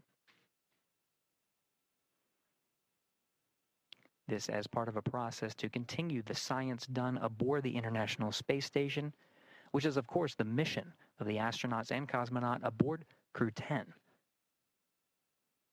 Crew-10 really just a transport mission to get to the International Space Station. Once there, they join Expedition 72. for at least a time. Don Pettit, NASA astronaut Don Pettit, will be returning aboard a Soyuz. Once that Soyuz undocks, crew on board the International Space Station officially begins Expedition 73, continuing the great science and technology demonstrations that are necessary in low Earth orbit to prepare for future human missions to deep space, including the Moon and to Mars.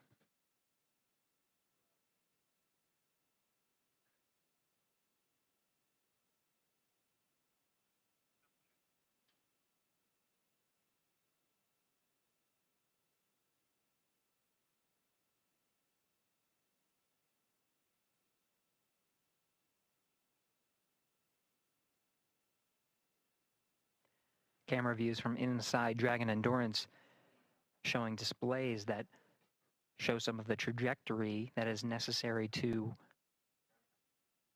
converge with the docking axis. This is waypoint 1. Now when you see those displays, you'll see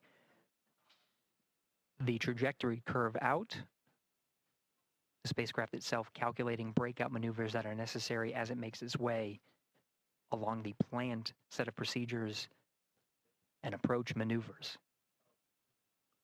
Waypoint 1, immediately in front of the docking axis, once that is executed, the Dragon will fire its Draco thrusters to maneuver inside.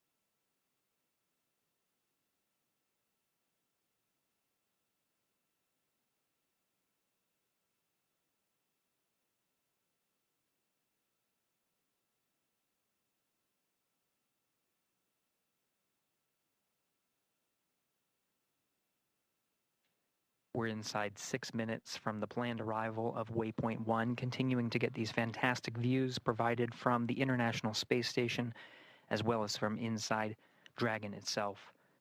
Commander Ann McClain, as well as pilot Nicole Ayers, you see positioned as the camera in between them shows them in their launch and entry suits. We did hear before that they are allowed to bring up their visors through these set of procedures. Those suits are donned prior to joint operations, and they'll close their visors as part of the next dynamic phase, which will be the docking, which just as an added safety measure.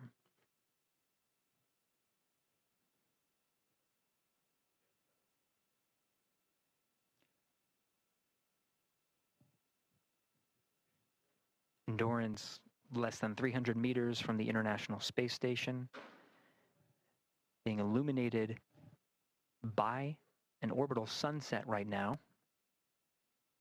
The views you see of Earth and of Dragon will start to get a little darker as we enter into an orbital sunset and orbital nighttime. Dragon, now brightened by the sun, will start to dim, and you'll start to see the docking lights as well as the navigation lights. Docking light will be white at the center of the spacecraft, and you'll see green and red lights on the forward bulkhead, green indicating the starboard position, red indicating the port position. The International Space Station cameras sometimes view from an upside down position, as you can see from this view, as the Earth is on the top left of your screen.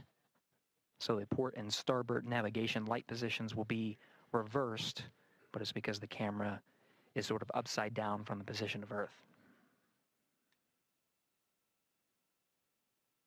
Additionally, the cameras on board the International Space Station are subject to the radiation environment of the station.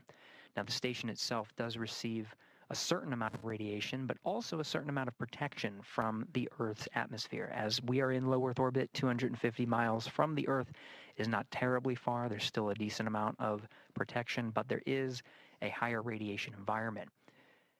When we enter into an orbital nighttime, some of the cameras, you'll start to see some pixels, different colors on the camera. As we enter into an orbital nighttime, those pixels and different colors become a little bit more apparent.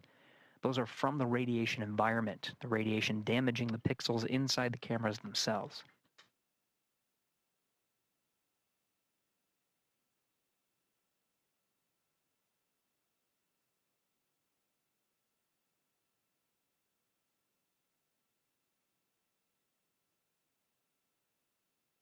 Inside 3 minutes from waypoint 1 arrival, we do have a go to proceed past waypoint 1. So Dragon, what you'll see is not a pause at waypoint 1, but it should proceed towards the keep out sphere. You'll notice some of the views change throughout our coverage here. The feeds coming from Dragon, you can see illuminating the International Space Station. Those feeds provided by ground SpaceX stations. On the big loop, approach 1 and soft capture ring extension will begin shortly. Dragon will continue its approach to waypoint 2.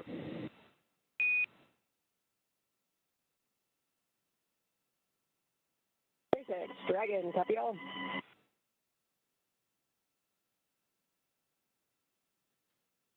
And that relayed from the SpaceX core in Hawthorne, California, confirmed by the crew aboard Endurance. We are proceeding inside the keep out sphere. You are seeing the docking light begin to blink at the center of Dragon Endurance. Features of Dragon becoming a little bit more apparent. The nose cone fully open, exposing the docking ring and the forward bulk of the Dracos. You did hear that Dragon will extend the soft docking ring mechanism. This allows for a cushioned contact as Dragon makes its way toward the International Docking Adapter. Docking comes in several phases, which includes contact and a soft capture, which is initiated by the docking ring. That docking ring is retracted to pull Dragon in closer to the International Space Station, and then begin a sequence to hard dock Dragon to the International Space Station. There are 12 hooks that are driven to really latch Dragon to the International Space Station. They're deployed in 2 sets of 6, and those will be confirmed by the crew. Once all of the hooks are driven, there is also an umbilical that extends and connects to an interface on the International Space Station side to provide power and data transfer between the 2 vehicles. Dragon right now operating on battery power and solar power that's generated from the trunk. Once Dragon attaches to the International Space Station, it'll be receiving power from the International Space Station through the duration of its stay aboard. We did hear confirmation that Dragon is passing waypoint 1. So we're now moving inside the docking axis and towards the keep out sphere.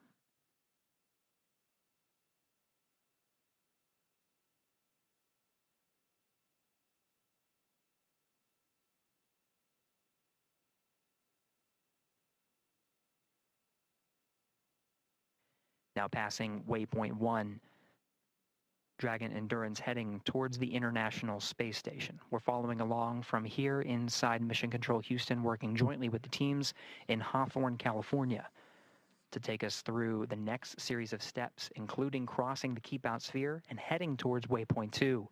Let's send it back over to Anna and Chris in Hawthorne. And thanks, Gary. Yeah, so we have passed waypoint 1, so waypoint 2 is what is up next, and that will put Dragon only about 20 meters Station Houston, on the Big Loop, monitor approach per step 3 of 1.102, Dragon approach and retreat monitoring. Let us know when your review is complete and you are ready for docking.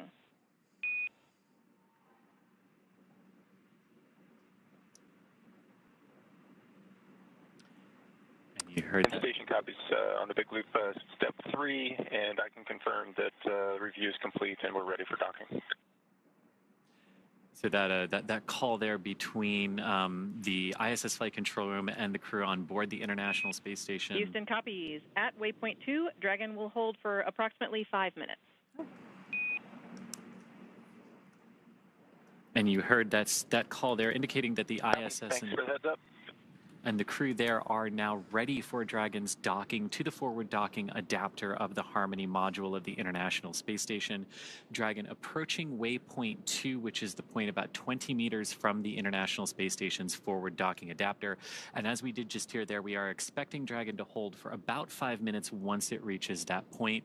It crossed through waypoint 1 and waypoint 0 without having to hold. But again, these waypoints or checkpoints are places we can hold if we need to, and if we don't, we can proceed forward through them. And so we have gone through 2 of those waypoints, so waypoint 0 and 1, and so now Dragon is less than 200 meters away from the International Space Station, about 170 meters currently, away from its target of that node 2 forward docking port. And there you're seeing a great view on your screen of the Dragon Endurance spacecraft as it makes its final approach to the International Space Station. The teams in Mission Control Houston and the teams at the International Space, or not the International Space Station, the SpaceX mission control teams behind us are, of course, doing some final go, no-go polls for docking. It's one of the final checkpoints between those teams to make sure everyone is good to proceed and to dock. We did hear that there will likely be a brief hold at waypoint 2. And again, that waypoint 2 is just 20 meters away from the International Space Station, so very close at that point. So they will hold briefly, and then from there, we will have our final approach and docking. We will have an initial soft capture. We did hear that the soft capture ring was being extended a few minutes ago.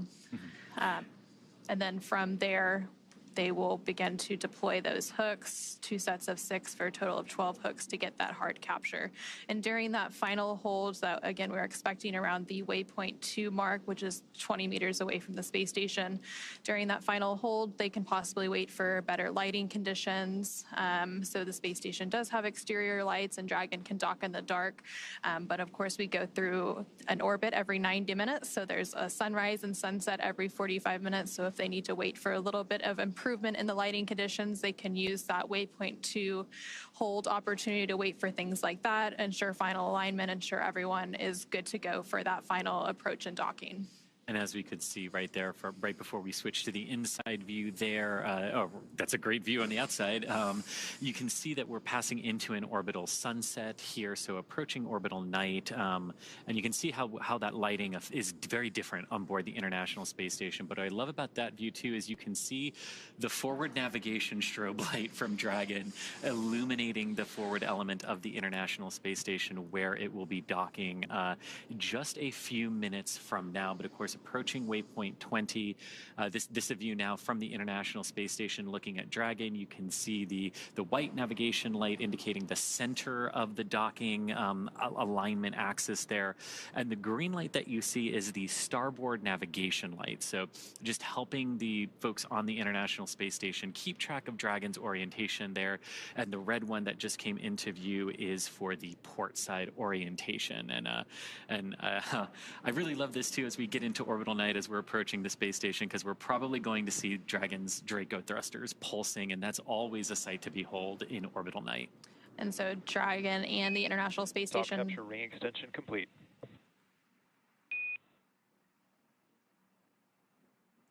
And we just heard confirmation that that soft capture ring extension has been fully completed. So that extension of the soft capture ring, it's fully out and ready for that soft capture, that initial contact with the International Space Station. So right now, the International Space Station and Dragon are currently flying over Canada. and they're continuing to make its final approach to the International Space Station, currently just over 100 meters away as it makes its way to that waypoint 2, which is 20 meters away, so a little over 80 meters to go to the international, or to that waypoint 2, and then that final initial capture, and then we'll have the hooks deploy and have that hard capture milestone. Now, as you're looking there at the SpaceX Mission Control here in Hawthorne, California, where we are, Dragon up on orbit as it is approaching waypoint 2 on that docking axis for the forward docking adapter. It's approaching the space station very, very slowly, about a few tenths of a meter per second, and it's also trying to keep in proper alignment with that docking port. But again, waypoint 2 is where we're going to stop based on the calls, and we can do some final alignments there and final checkouts. But so far so good for Dragon. About 28 hours after liftoff now, after lifting off from the Kennedy Space Center yesterday afternoon at 7:03 p.m., completing the docking in just a few minutes from now. And so Dragon is now less than 100 meters away from the International Space Station as it continues to make that final approach. And so right now we're seeing those live views of the SpaceX Mission Control team here in Hawthorne, California. And typically we'll go back to these views when we do have those brief loss of signal between the International Space Station and Dragon and the ground. And we'll regain those views shortly. It's just a handover between satellites. So that tracking and data relay satellite system that the International Space Station relies on, they have a brief handover period between satellites, which causes a loss of those views periodically throughout our coverage. Kind of like going from cell phone tower to cell phone tower. And so Dragon is less than 80 meters away, so continuing to approach waypoint 2, about 60 meters to go until it reaches waypoint 2. Again, we are expecting Dragon to hold at waypoint 2 for just a few minutes to ensure final alignment, to ensure lighting conditions are good before we have that final docking. We are expecting that docking to take place around 9 a.m. Pacific, a little bit later than that. And right before that final docking takes place, we will hear that call for CHOP that we mentioned previously, which is the crew hands-off point. So right after you hear that call is typically when that soft capture takes place. And that CHOP call that we've been talking about, and basically what that means is the crew can no longer manually abort Dragon away from the International Space Station if there should be a reason to do so.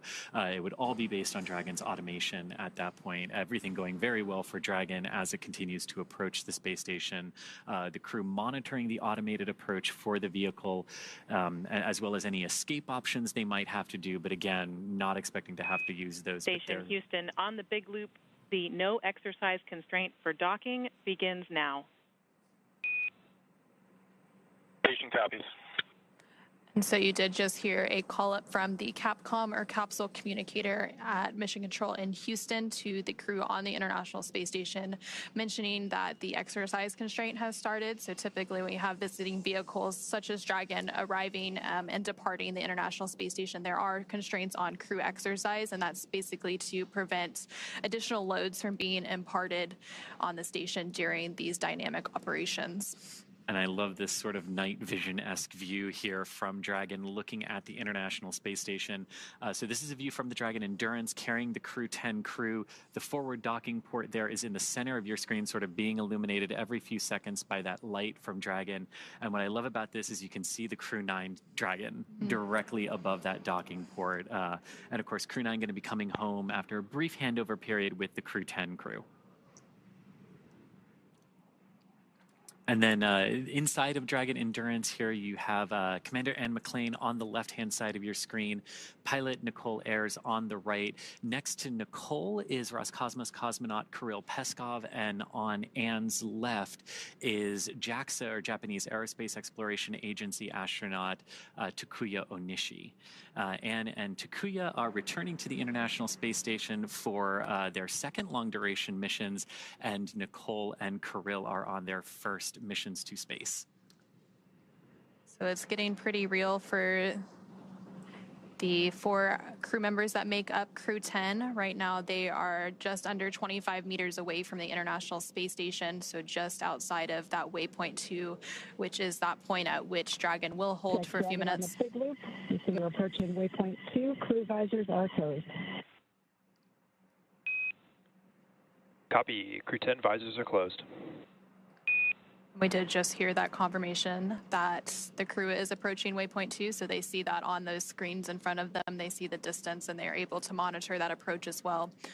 And this is great because you can see Dragon's Draco thrusters firing here. You've got the red and the green navigation lights as well as the white one, but all those little flashes and pulses that you're seeing around the vehicle are the thrusters, keeping that alignment as we continue to approach waypoint 2, 20 meters from the ISS, where again, we are expecting to hold for a few minutes up. And you can see we're really getting close considering now we're really illuminating that forward docking port with Dragon. And so Dragon is actually at that waypoint 2 mark now, just around 20 meters away, so we will have that hold briefly. And recently, the team in Mission Control Houston did conduct their final go-no-go pull as well for docking. SpaceX on the big loop. Dragon is holding at waypoint 2 for Dragon eye assessment.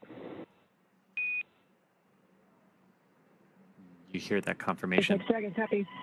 And you hear that confirmation that Dragon is holding. Now you're on the left-hand side of your screen as you're looking from the ISS's camera out at Dragon.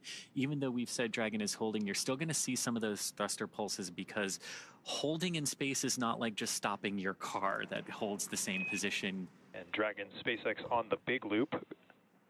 Ground is bold go and will be enabling approach shortly. Confirm crew readiness for final approach.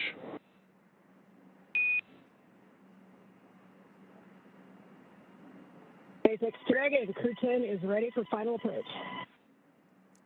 And that is great words there to hear from SpaceX Mission Control.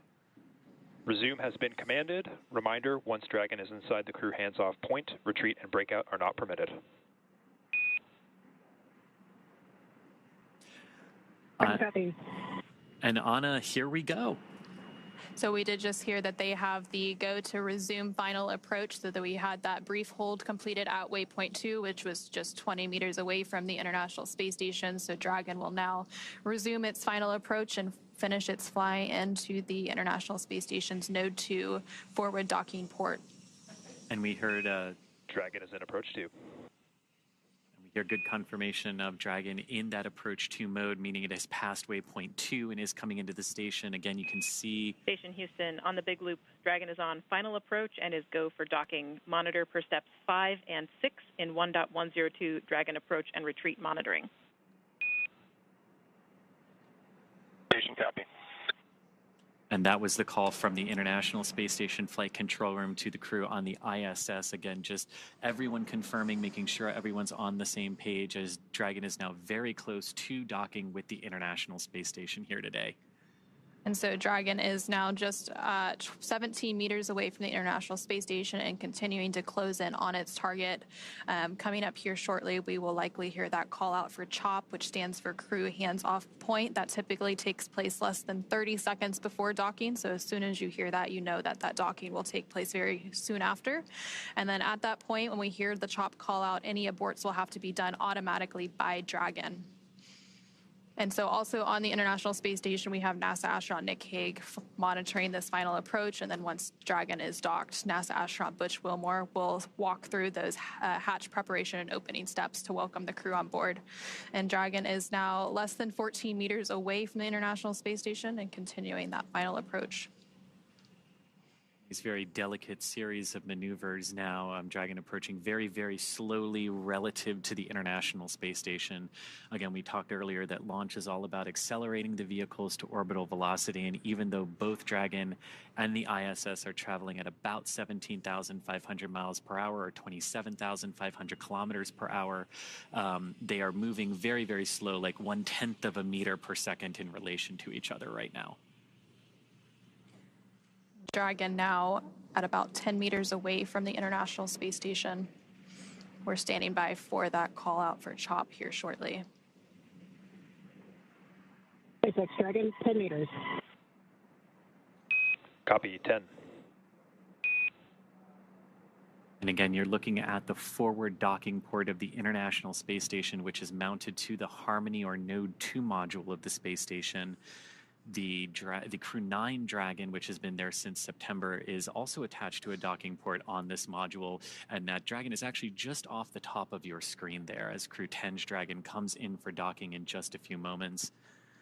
And I love these views again. You've got the Dragon, you've got the ISS staring at Dragon on the left-hand side of your screen, and you've got Dragon looking at its docking port on the ISS on the right. And Dragon is now less than 7 meters away from the International Space Station as it continues to make that final approach. Traveling with a range rate of less than 0.082, which, as you mentioned earlier, it continues to get slower and slower as we make this final approach. 5 meters. Copy, 5 meters. So the next call we should hear is CHOP, or that crew hands-off period, followed moments later by docking. That typically comes at about 2 meters away from the International Space Station. Right now, we're less than 4 meters away.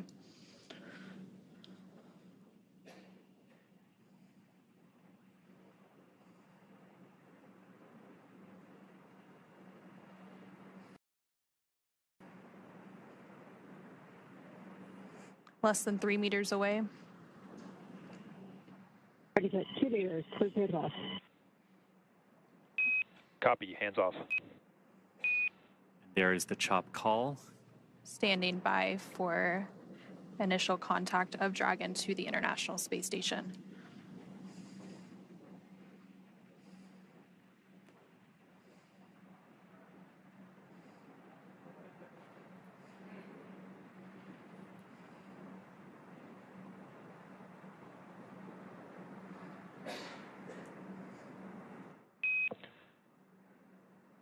Dragon contact and soft capture complete.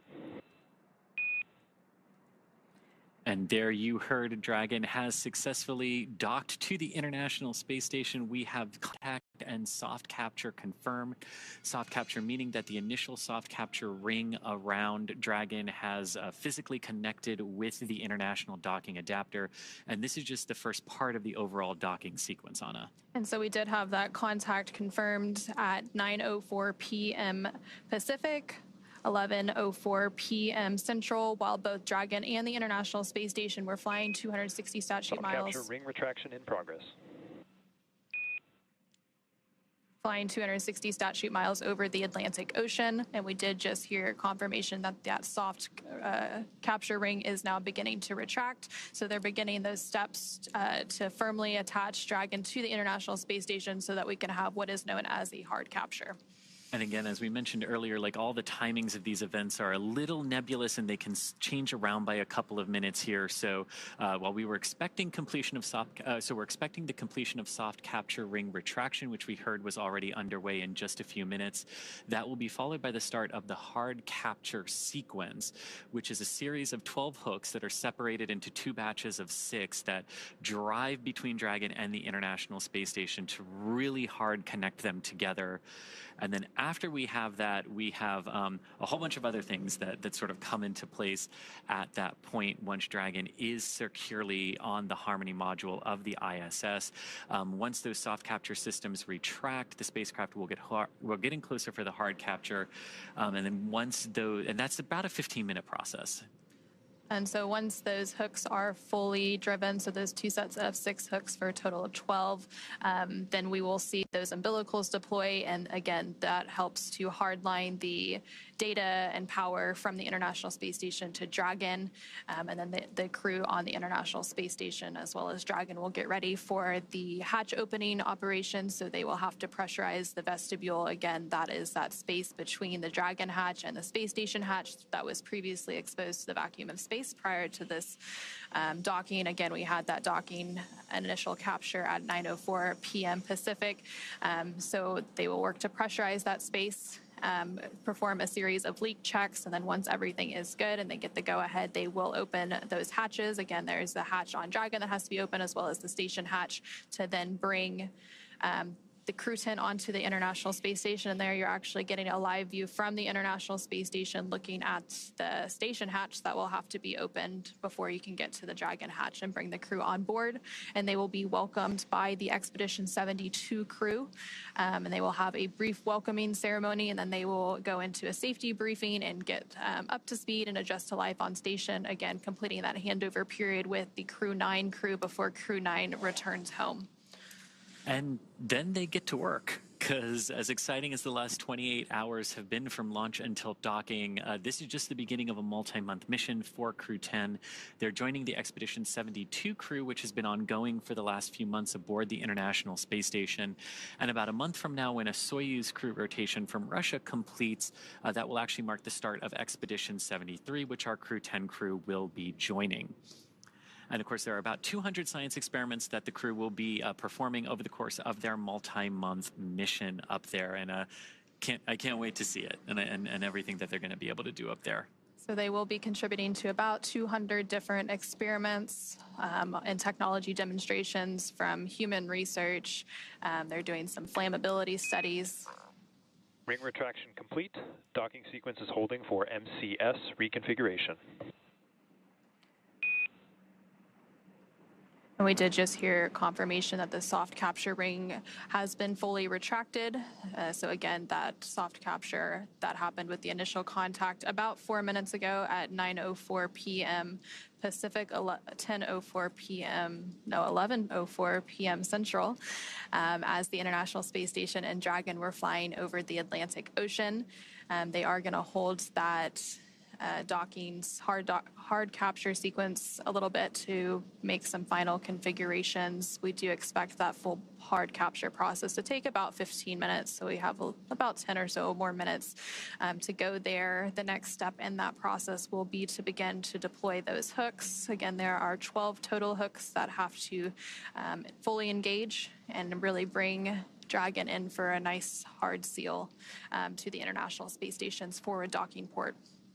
And sort of like a lot of things with spaceflight, docking is not just a singular instantaneous event when the two vehicles actually meet and connect with one another. There's the soft capture, which we're through with Dragon right now. There's also, like the vehicles are moving in relation to one another at docking, so they've also got to make sure that any motion between them is dampened out and that they are really ready for that hard capture connection.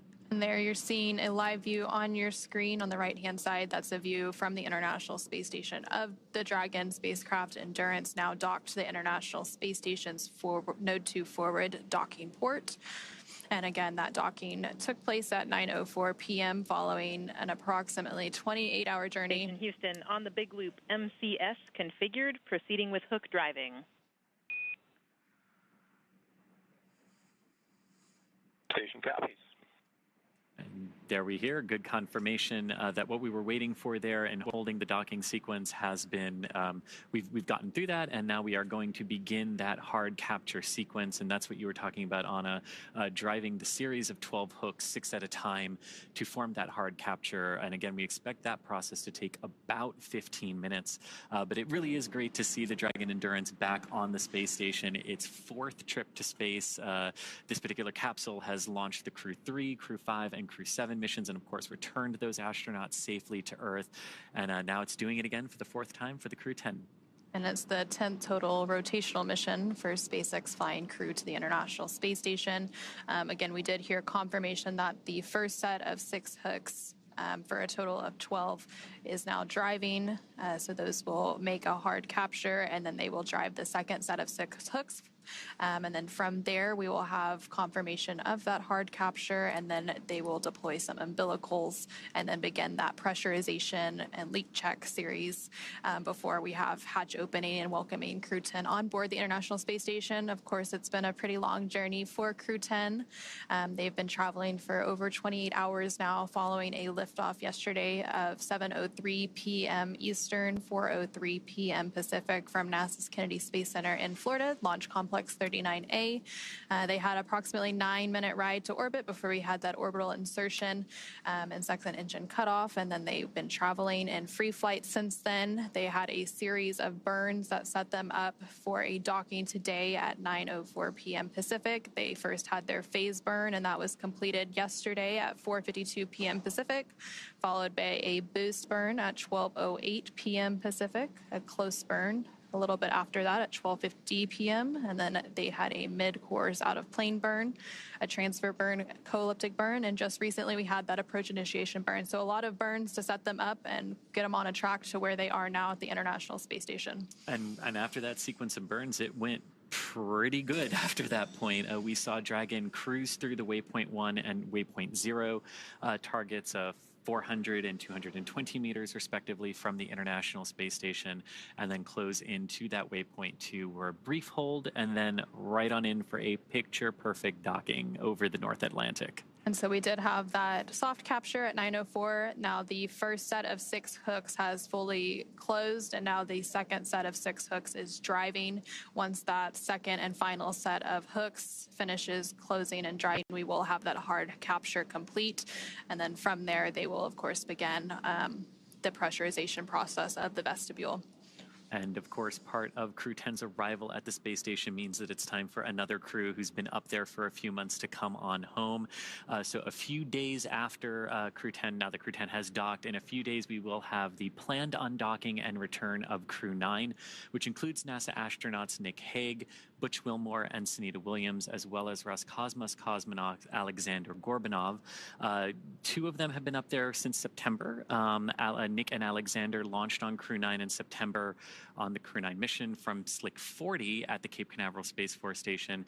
And of course, Butch and Sunny were already on the space station and joined Crew-9 and will now be coming home on Dragon.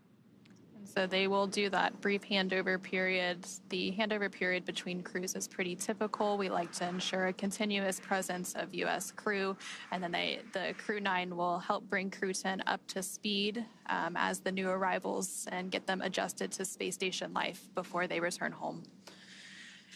And so that second set of 6 hooks continues to drive. We had that initial docking about 10 minutes ago at 9:04 p.m. Pacific, and typically it takes about 15 minutes to have hard capture complete, so we should be approaching that milestone here shortly. And as all of that is happening and those umbilicals are being connected, hard capture complete.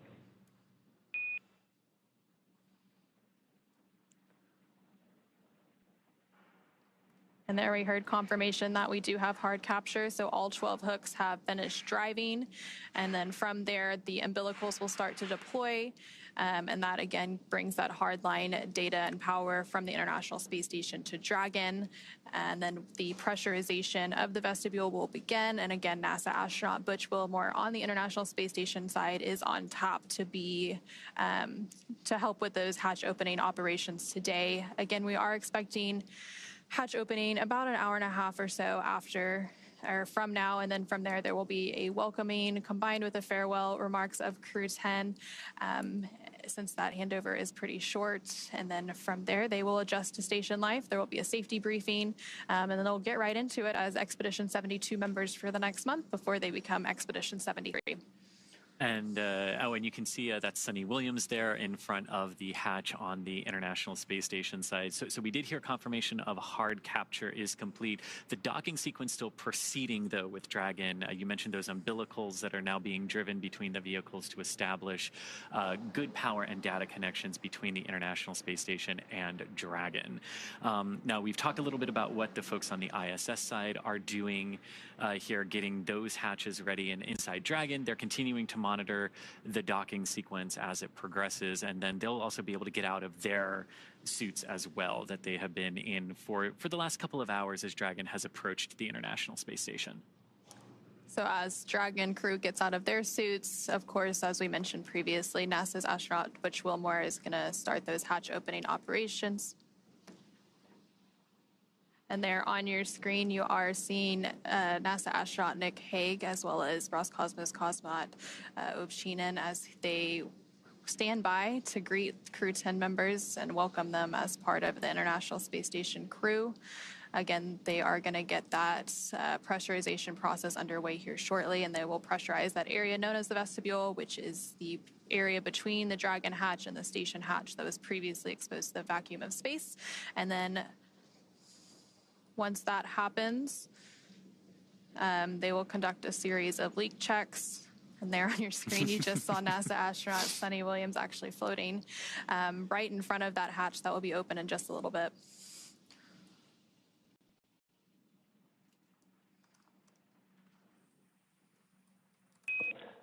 Dragon, SpaceX on the big loop. Docking sequence complete. Ground will be enabling hardline power and comm connections shortly. You are go to doff suits per procedure 4.012. Crew-10, welcome aboard the International Space Station.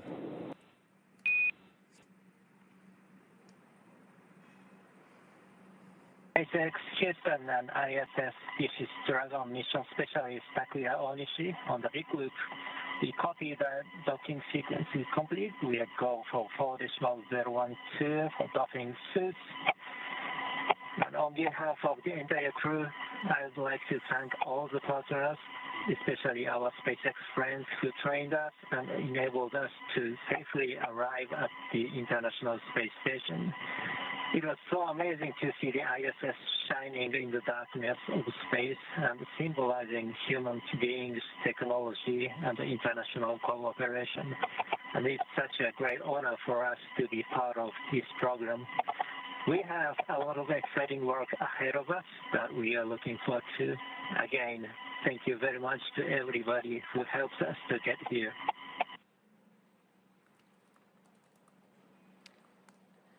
And there you just heard some really nice words between Crew-10 as they have now arrived at the International Space Station. We do have that confirmation of hard capture complete. Again, those words were coming from JAXA, or Japan Aerospace Exploration Agency astronaut Takuya Onishi, who is serving as one of the mission specialists for Crew-10. And so now with Dragon successfully and safely docked. And Houston copies all. Welcome to the International Space Station, Crew-10. We look forward to your work and the spirit of cooperation with which you've arrived.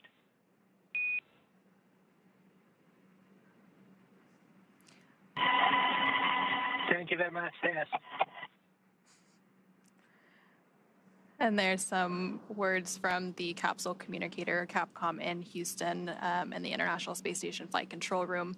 Back to Crew-10, and again, now with Dragon docked, that's going to wrap us up for our coverage here in Hawthorne, but our coverage for Crew-10 won't stop there. That's correct. It's great to see the Dragon Endurance docked back at the station and see Crew-10 ready to begin their multi-month mission in there. In a minute, we're going to toss it back to Gary in Mission Control Houston to take us through the vestibule depressurization hatch opening, and then we'll see NASA astronauts Anne McClain and Nicole Ayers, along with JAXA, or Japan Aerospace Exploration Agency astronaut Takuya Onishi and Roscosmos cosmonaut Kirill Peskov float into the International Space Station. But first, let's do a quick recap of how we got here. The crew suited up yesterday before their launch and then had their ride to the pads in those sleek-looking Teslas before ingressing an even sleeker-looking Dragon. They lifted off right on time from the Kennedy Space Center at Pad 39A at 7:03 p.m. Eastern Time on Friday, March 14th. Stage 1 successfully returned to a landing at Landing Zone 1 for recovery and reuse a few minutes later. Dragon separated from the second stage of Falcon 9, and once it was safely in orbit, deployed its nose cone to reveal that docking adapter and all the navigation aids needed to get to the International Space Station. Dragon also completed 5 major burns on its journey to the International Space Station, coming in for a docking at 9:04 p.m. Pacific Time, 11:04 p.m. Central Time today, March 15th, 2025. And it was Dragon's 10th crew rotation mission for NASA and the Commercial Crew Program. That's right. And now that Crew-10 has arrived to the International Space Station, we are looking ahead to the return of Crew-9. And we will be taking you along as they return home after their long duration stay on board the International Space Station. Teams will be assessing return dates, which will then be announced on nasa.gov. So be sure to tune in as NASA and SpaceX will then bring you live coverage every step step of their return home. And you can also follow SpaceX and NASA on social media for real-time updates. But thank you again for watching our coverage of docking, and go NASA, go SpaceX, and go to Crew-10 and Crew-9. For those of you watching on X, please head over to NASA Plus to follow the coverage of hatch opening and welcoming live. So thanks everyone for joining us here in Hawthorne. Thank you specifically to Anna for joining us from Johnson Space Center. And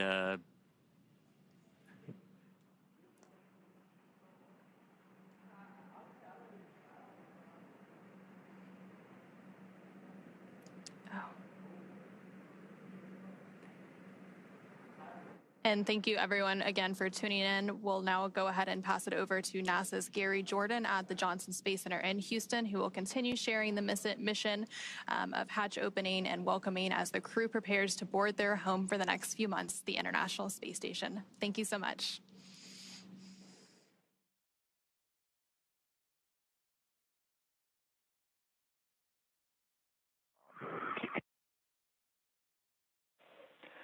And talk SpaceX on the big loop. We've got you loud and clear for the cabin mic comm check.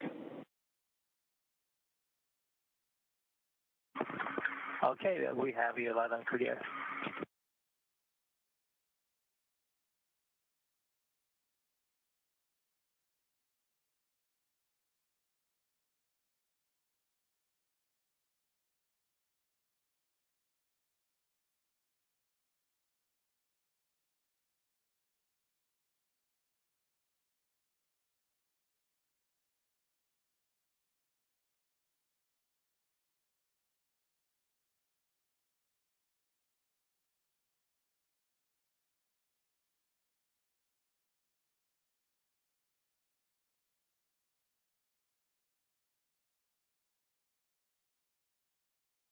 This is Mission Control Houston. You're looking at a live view of the International Space Station Flight Control Room.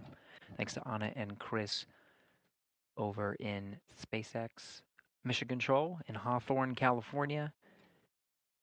We just wrapped up our joint coverage of Crew-10's arrival to the International Space Station, docking at 11:04 p.m. Central Time, 9:04 p.m. Pacific. The International Space Station and Dragon were flying 260 statute miles over the Atlantic Ocean at the time of docking. Now that the docking sequence is complete, which means the ring is fully retracted, hooks are driven, and the umbilical is extended, draw power from the International Space Station, and transfer data, crew inside Dragon is getting prepared for the next set of procedures to configure Dragon in such a way for its extended stay aboard the International Space Station, while the crew aboard the International Space Station prepares for opening up the hatches on the other side. Now, the hatch opening sequence is quite extensive. We're expecting the Dragon hatch to be opened a little less than an hour and a half from now. The projected time is 12:45 a.m. Central Time on March 16th. However, this is a variable time. It is the expected time that the Dragon hatch will open. Shortly after, we are planning a welcome ceremony as well as a farewell ceremony, given a shorter duration handover period for the crew aboard the International Space Station before Crew-9 undocks. We will say hello to the Crew-10 astronauts and cosmonaut aboard the International Space Station, welcomed by Expedition 72, while Crew-9 says farewell ahead of their next few days of getting their SpaceX Dragon spacecraft configured for undock and return to splashdown off the coast of Florida. Right now you're looking at Dragon Endurance docked to the forward port of the International Space Station. Crew-9 Dragon docked to the zenith port.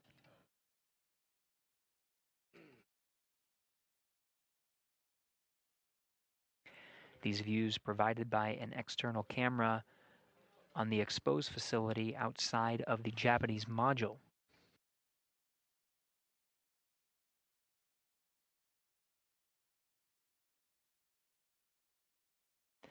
Right now we are in an orbital sunrise, so we are seeing Dragon being illuminated by the sun as we cross the terminator line. We're just west off the coast of South Africa now, 267 statute miles right above that coast, in fact, on a southeast trajectory, heading into an orbital daytime, starting to see the horizon of Earth being illuminated by this view. We're again following the procedures inside the International Space Station. We've been hearing the voice of NASA astronaut Nick Hague, whose responsibility for the past few hours has been the monitoring task of Crew-10's arrival to the International Space Station, receiving data via a common communications for visiting vehicles link between the International Space Station and Dragon, providing telemetry and allowing Hague to monitor Dragon's safe approach, docking again at 11:04 p.m. Central Time. Now that Dragon is docked and the crew is getting ready to open the hatch on the International Space Station side, it's Butch Wilmore who is tasked with the responsibility of opening up the hatches. In fact, he's in the Node 2 module right now. The Node 2 forward hatch is open. Throughout our coverage today, it will take some time to open up those hatches. It's quite a lengthy procedure that needs to be done carefully, and we will be continuing to orbit the Earth, handing over between our coverage of TDRS satellites that are providing video from the International Space Station. We're now in a short handover period and expecting to regain those views very shortly. But for now, you're seeing the International Space Station flight control teams here in Houston, Texas. It's Allison Bollinger, that is the flight director for today. Dragon on Dragon to ground. On Dragon to ground.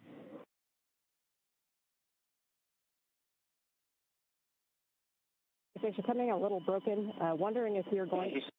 And Houston on 2, you copy my last. Negative, Butch. We got you in a handover. The urine hose for the procedure. Okay, sorry. Equalization valve, APAS was open at 0426, close to 042730. You beat us to it. We were going to give you that call when you were drying your suits, but in section 5 of 4.400, we're going to have you guys waive every step but the last one. How copy? If your last call cut out, say again for urine hose.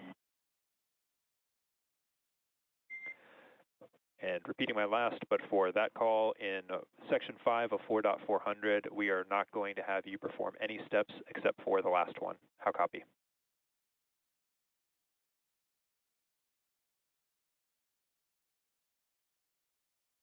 SpaceX Dragon, your call keeps cutting out after about a sentence. Trying again shorter, do not perform section 5. How copy?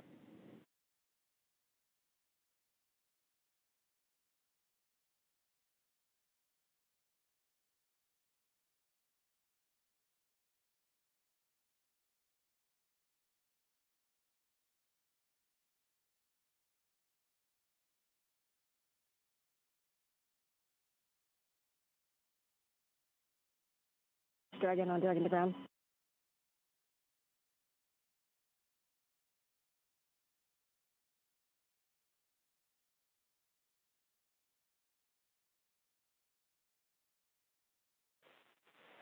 And Dragon SpaceX on the big loop, with Dragon to ground being in and out, we can report here that there's no need to perform section 5 of 4.400. How copy?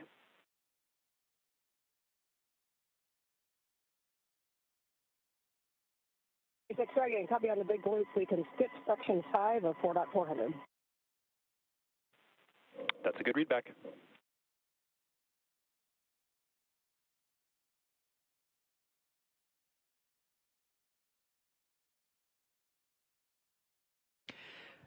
This is Mission Control Houston following along through the procedures. Crew-10 working through the steps inside Dragon Endurance, a view from which you are seeing the outside of the spacecraft from a camera mounted on the exposed facility of the Japanese module. Inside, the crew are working through steps They wore their SpaceX launch and entry suits through the duration of today's procedure, docking to the International Space Station as a safety precaution, closing those visors and having the suits as an extra layer of protection. Now that we are docked and hard docked to the International Space Station, that docking sequence complete, the crew may doff or take off their suits and start configuring the cabin of Dragon for opening up the hatch. You'll hear some of those communications through Dragon to ground, those communications intended for the Dragon crew. Some of the communications you'll hear on the big loop and the space to ground loops, because there are crews on both sides of that hatch working to welcome the crew aboard. Each has their own respective role.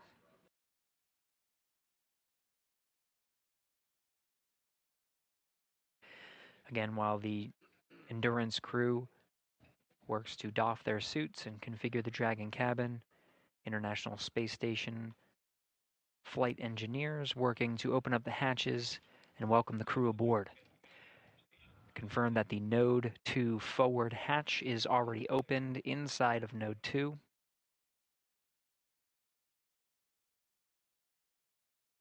Next will be the APAS hatch. The APAS hatch is the last hatch on the International Space Station side. There is a vestibule that separates that hatch from the Dragon hatch, and that vestibule right now is at vacuum. Part of the procedures that the crew will undergo, namely NASA astronaut Butch Wilmore, will be to turn a valve and introduce air into that vestibule, bringing it up to pressure. Pressure inside the International Space Station and Dragon is that of sea level, 14.7 psi. The procedure to take that vestibule up to vacuum is slow and steady. They make sure that there are no leaks at about 5 pounds per square inch, settling there, making sure that there are no leaks present before bringing it fully up to pressure at 14.7 psi. ISS power connection established.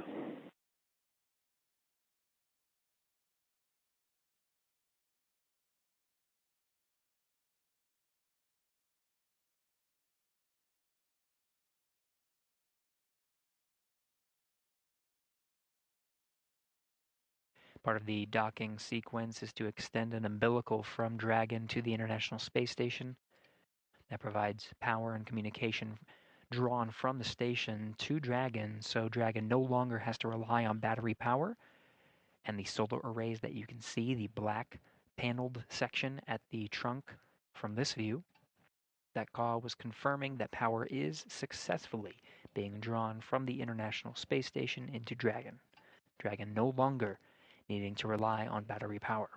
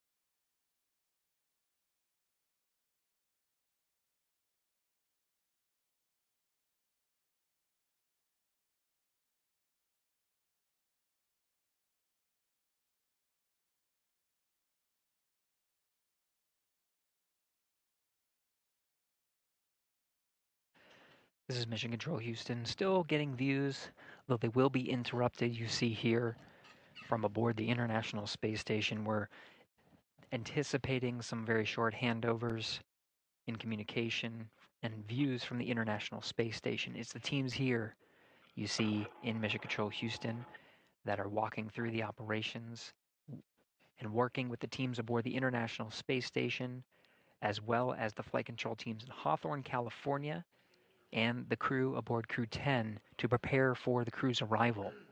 It'll be this team that witnesses the welcome of Crew-10 aboard the International Space Station when hatches open and the crew floats aboard.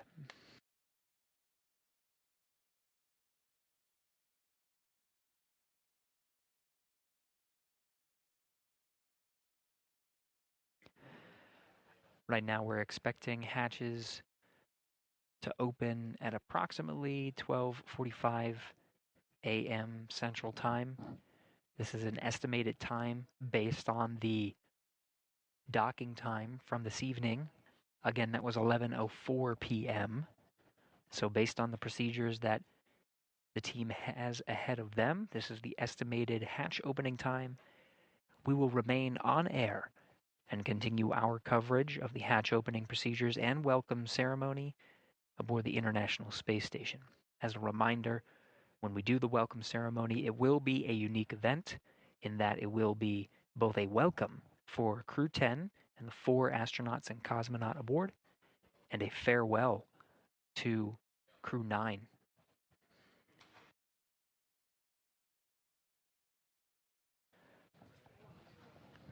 This is due to a shortened period between the arriving spacecraft and the departing spacecraft, and the series of procedures that the astronauts need to undergo to prepare for departure.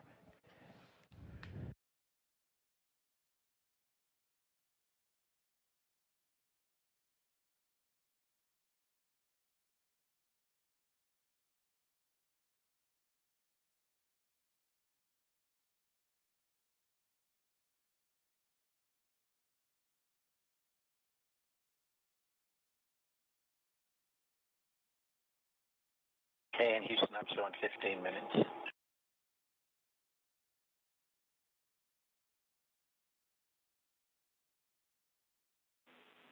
Butch, we copy. We are still assessing.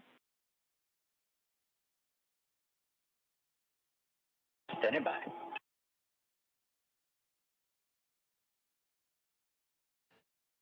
Caswell is the Capcom here in the room today. In the blue blazer, Allison Bollinger.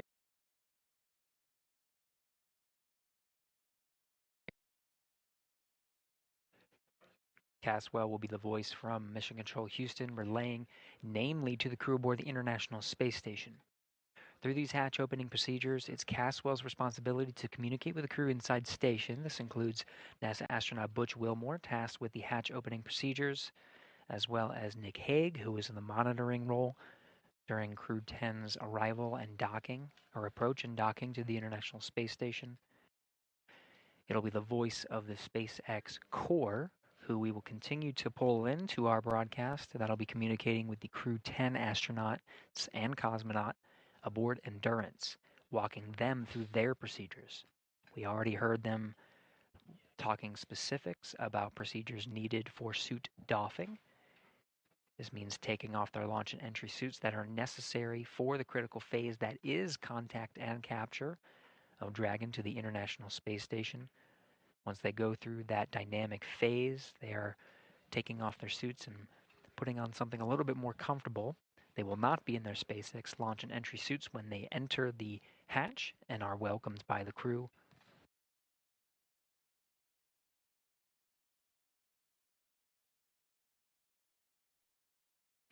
Caswell will be the voice here in Mission Control Houston that walks the crew through the welcome ceremony. Again, that will be the formal greeting. We'll see all 11 crew members aboard Expedition 72 in Node 2 of the station. This is at the very forward end, and it is the forward hatch that will be opened and is opened currently, the Node 2 forward hatch. and where Dragon Endurance is currently docked, the forward end of the space station. It is the teams here that are walking the astronauts through the procedures to open up those hatches. Views are expected to be regained from space momentarily. It is Butch Wilmore who is tasked with the responsibility of the hatch opening procedures. You can see the Node 2 forward hatch. Now that we have views again, the white circle deeper into the hatch, and that pathway down there behind the hatch is called the pressurized mating adapter. It's that white hatch right there that is the A-pass hatch. Station Houston on the Big Loop for Butch. Expect approximately 10 more minutes before we're ready to press. Copy, 10 minutes.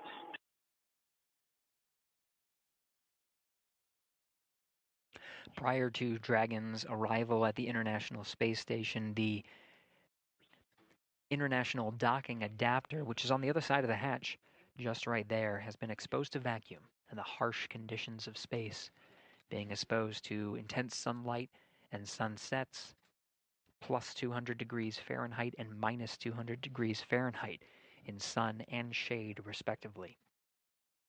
Because of this, this introduces some significant thermal constraints and thermal conditions in that vestibule. Now, when Dragon docks, that vestibule is at vacuum, and the task here is to bring, you can sort of see the black structure on the right of your screen there. That's the pressurized mating adapter. Of course, Dragon, you can see that there. But the white in the middle, that's the International Docking Adapter. That is that vestibule. It is that section there that needs to be pressurized up to 14.7 pounds per square inch.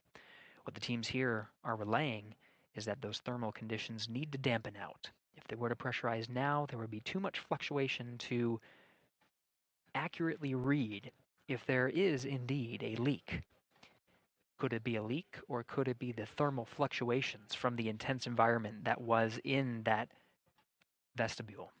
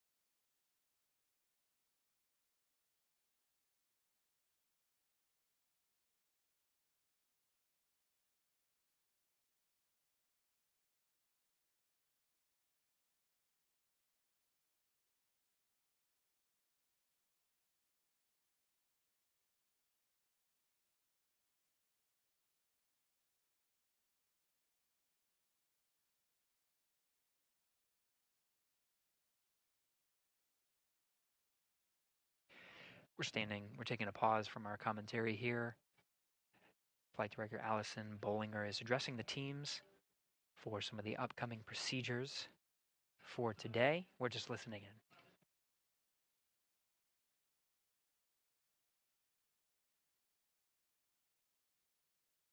Dragon on the Big Loop in Dragon Procedure 4.012, Step 5, Alpha 6, suits are drying. Copy, we're with you for suit drying.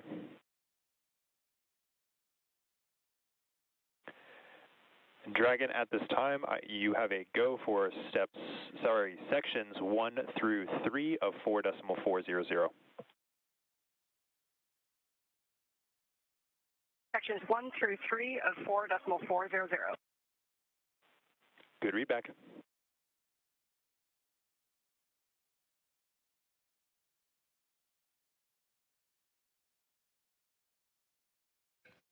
As we get live views from here in Mission Control Houston, the calls you heard were of Commander Ann McLean inside Dragon Endurance, speaking with the core, the equivalent Capcom role over at Mission Control, the SpaceX's Mission Control over in Hawthorne, California. You heard that they completed their suit doffing and are now drying their suits, setting them aside, going through the next steps of procedures. Meanwhile, inside the International Space Station, the crew is preparing, the Expedition 72 crew is preparing for Crew-10's arrival. An excited NASA astronaut Sonny Williams, with camera in tow, getting ready to welcome the crew.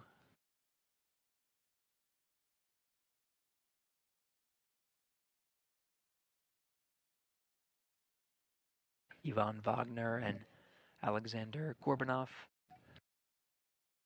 here in view as well. It'll be the entire Expedition 72 that greets Crew-10 as they enter through the hatch.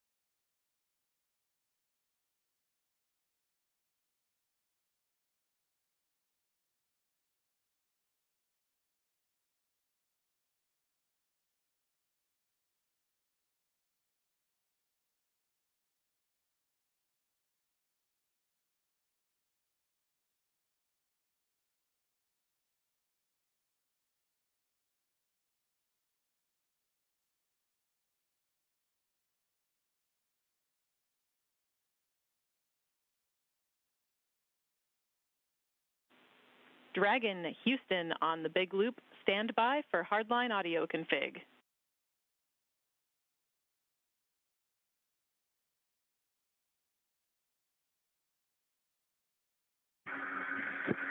Dragon copy, standing by.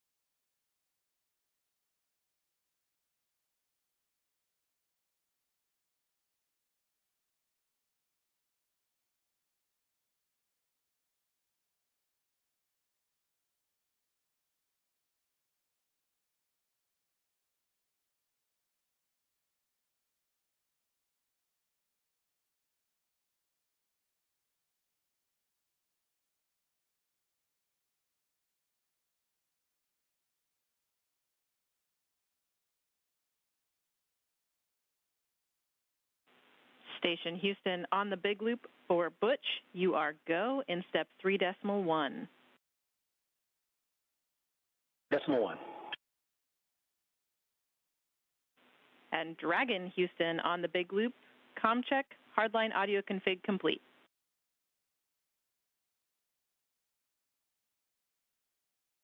And Houston Dragon, I have you loud and clear. How me? Loud and clear, talk.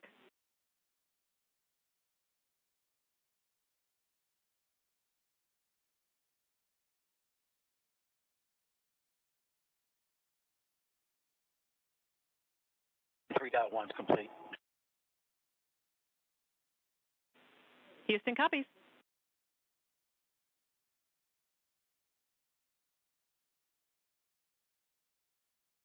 I'll just wait for your go at 3.2. Copy.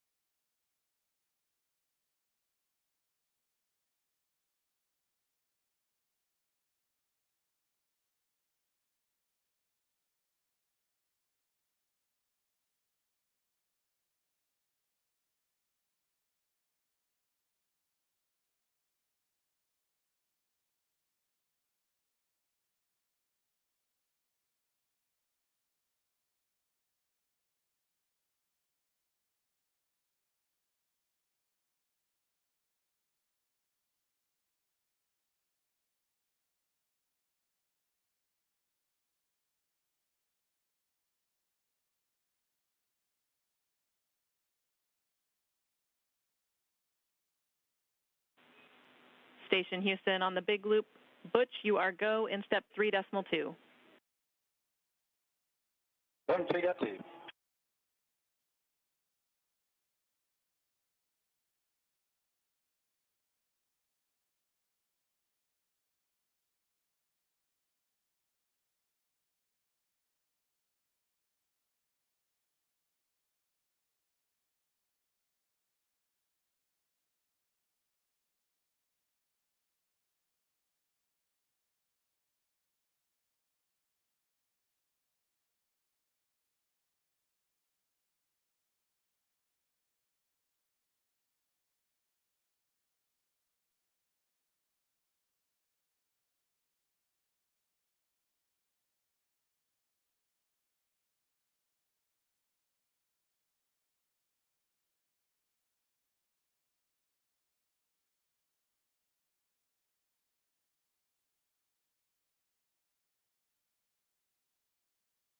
All right, Houston, 3.3 was 5:03 on the time, and we're waiting our 5 minutes. Houston copies.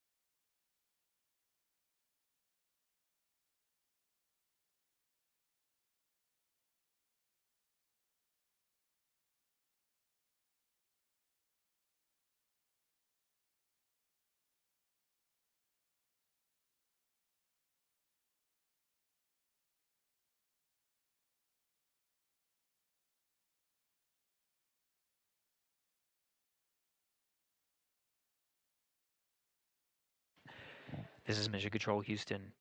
You're getting a live view inside the International Space Station.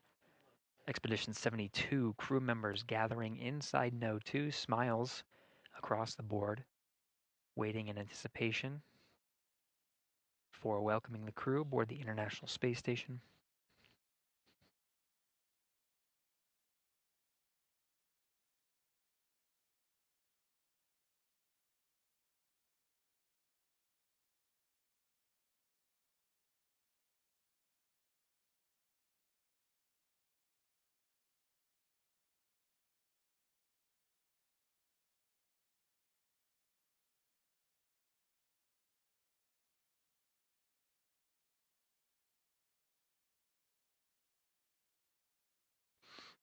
So what the crew is doing right now is, of course, on the timeline really is the welcome of Crew-10 to the International Space Station. Now in the back end there of the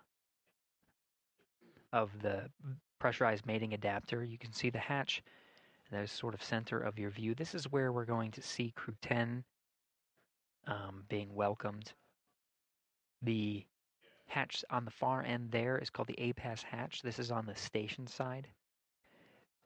That one, they're still waiting for a go to go ahead and open that up. There's still another hatch once the A-Pass hatch is open. That's the Dragon hatch. That's the time that we'll report that hatches are open. There are 3 that are needed to connect the Dragon crew with the station crew. The A-Pass hatch, of course, on the other side is the vestibule. Once the vestibule is pressurized from vacuum up to the same pressure that's inside the International Space Station, that's 14.7 psi, we should be expecting NASA astronaut Butch Wilmore, who is the astronaut tasked with hatch opening procedures, to go through. We're still in 5 minutes. We're going to open the hatch.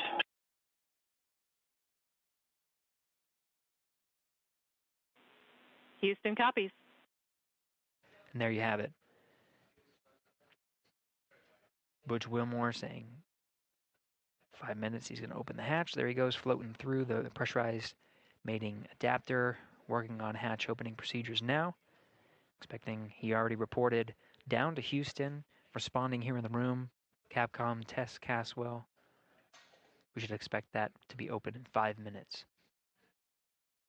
So the vestibule is pressurized, and that means that it will expose the vestibule and we'll be able to see through the APAS hatch to the Dragon hatch. Now you'll notice it's the Dragon hatch because this hatch, of course, will be opened, but the Dragon hatch has a window at the center of the hatch. We may be able to see small views of the Crew-10 astronauts poking their head through, maybe a couple of waves. Of course, it's pretty crowded now. Some excited Expedition 72 astronauts and cosmonauts awaiting the Crew-10's arrival. Wilmore now working through those procedures now.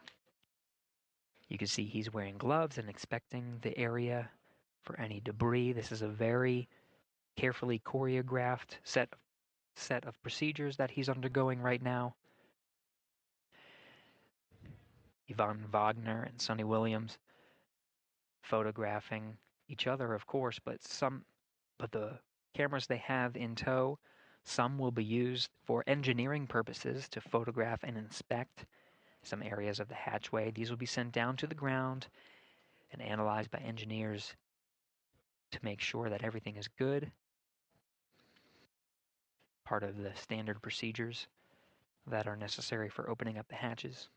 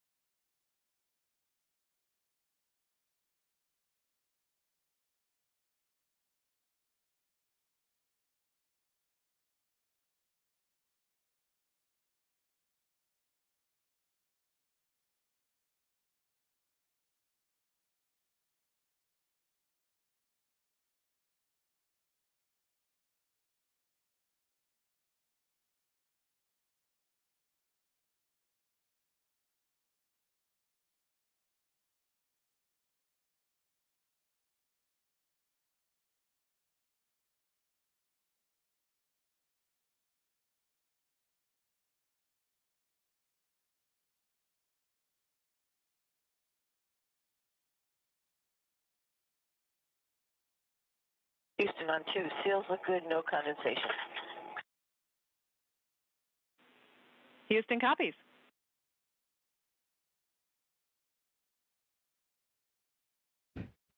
Station hatch is now open. And Dragon, SpaceX on Dragon to ground for crew status.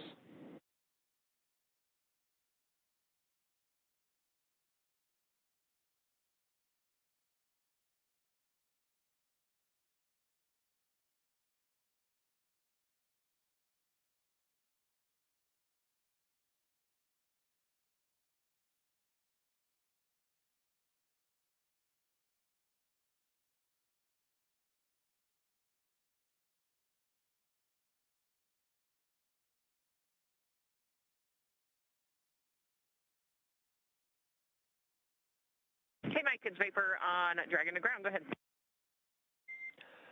Hey, Vapor. Just wanted to check in since I see Butch and Nick are moving pretty close through the vestibule pressurization and those tasks there. So just wanted to get a status on your guys from inventory report. And I see about 20 minutes on suit drying and just wanted to check in.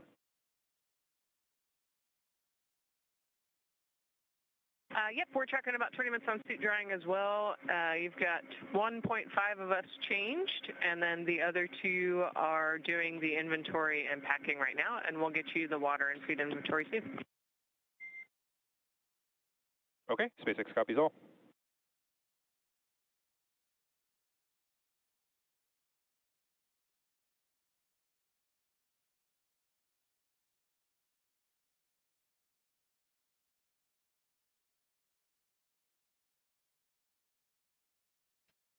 So as a readback, you can hear the crew inside Dragon speaking with the core that's over at SpaceX's Mission Control in Hawthorne, California. The crew on the other side of the Dragon hatch does have some procedures to go through. You heard they have some time on the suit drying, and then they have additional procedures ahead of them before they open up their hatch.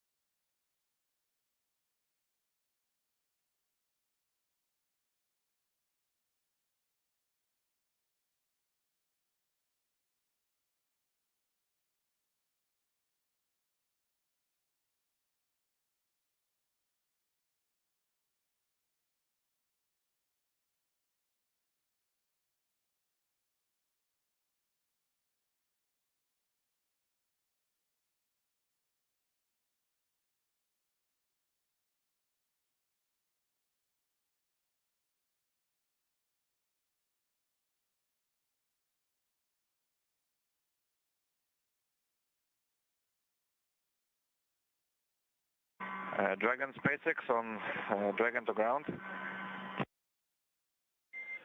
Kirill, I've got you 5x5 on Dragon aground, and I am ready to copy the inventory report. Yes, sir, right. That's what I'm calling for. So we had water from station 11 and 12 from 202. We had 5 bottles. Them.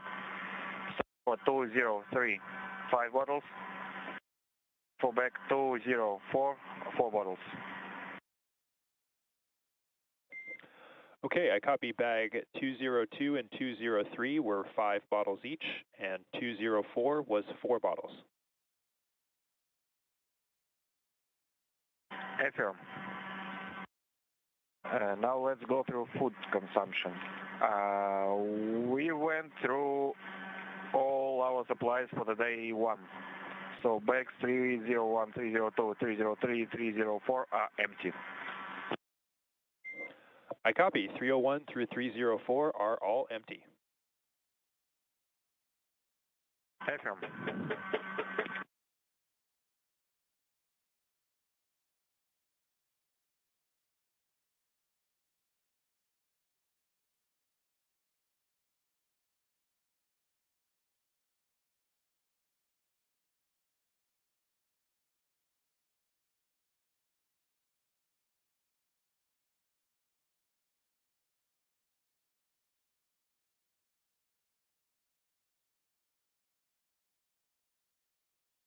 In Houston, we're up to step 4.9.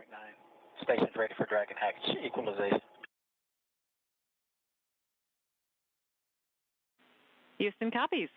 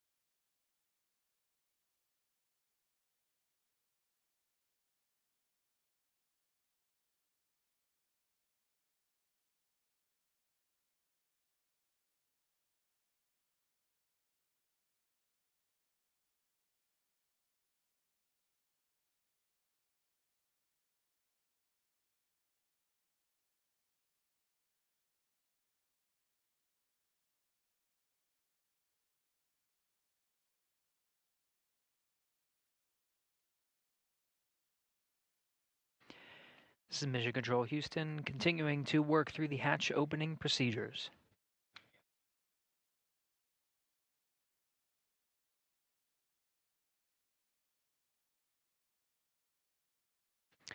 Outside of some of the channels that we patched through, that's part of the Big Loop communications. You could hear Sonny Williams and Don Pettit use a microphone to set up for the welcome ceremony that will be occurring shortly after Dragon hatch is opened.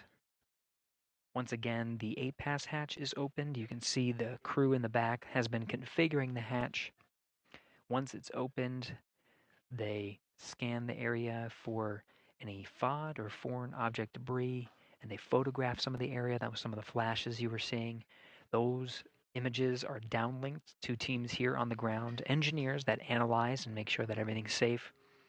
As precautionary measures, they detach the docking target.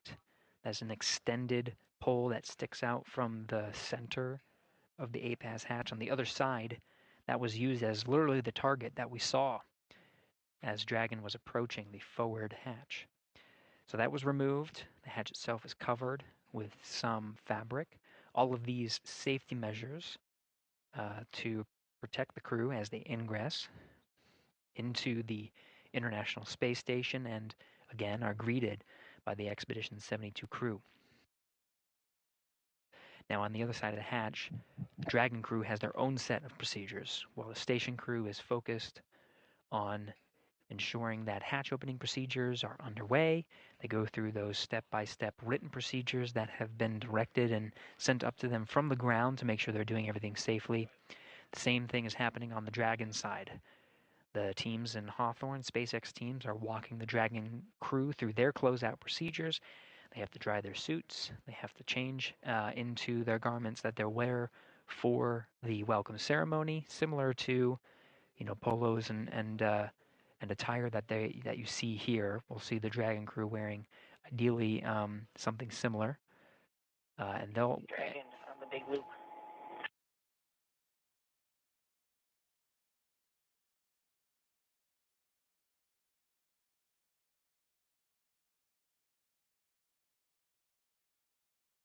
Go ahead for Dragon on the big loop.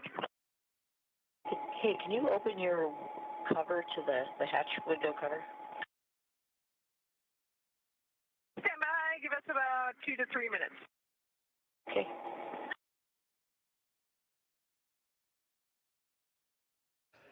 The excitement in the International Space Station is real. Sonny Williams. Over the big loop, again, the big loop configures the audio channels such that the crew inside the station can communicate directly with the crew inside Dragon. At the same time, those audio loops are patched through to control centers here in Houston, as well as the SpaceX Mission Control in Hawthorne, California. Everybody can talk on this loop. Sonny Williams, of course, eager to greet Crew-10 and welcome them aboard. As we mentioned, the SpaceX teams are walking the Dragon crew through their closeout procedures. Again, there's that little window that they can see through. Expedition 72 very eager to see 4 new crewmates and welcome them to the Expedition 72. When they enter and start their formal welcome ceremony, we will see all Expedition 72 astronauts and cosmonauts in this view that you're seeing right now. There will be 11 crew members aboard the International Space Station at the same time.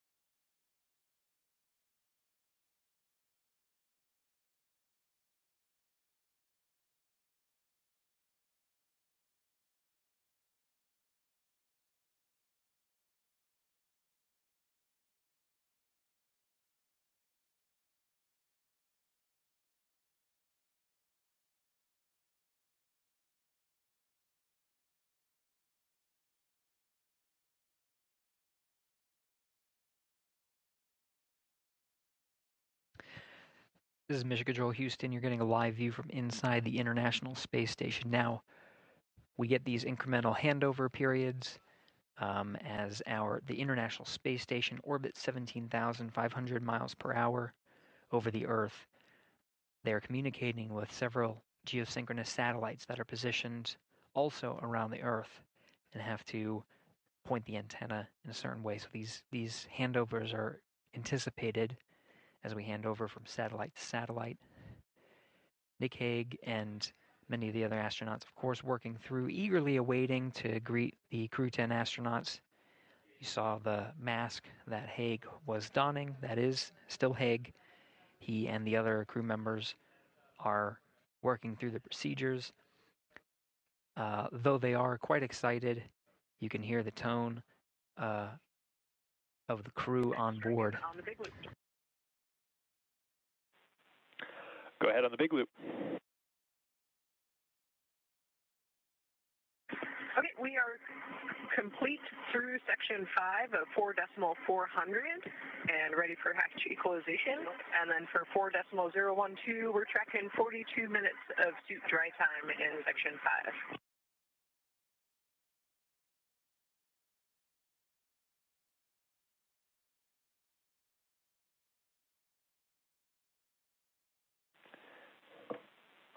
And copy Dragon, standby 1.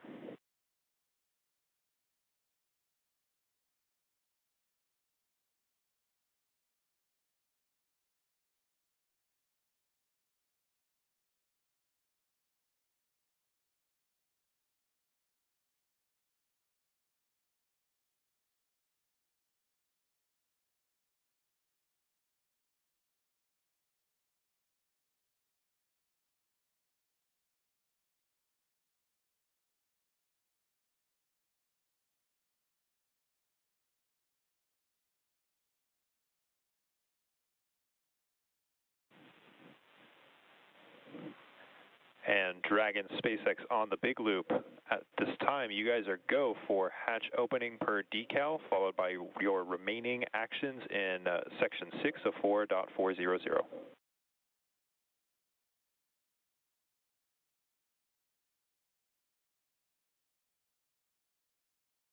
Dragon copy, go for Dragon forward hatch and then remaining steps in section 6. Good readback.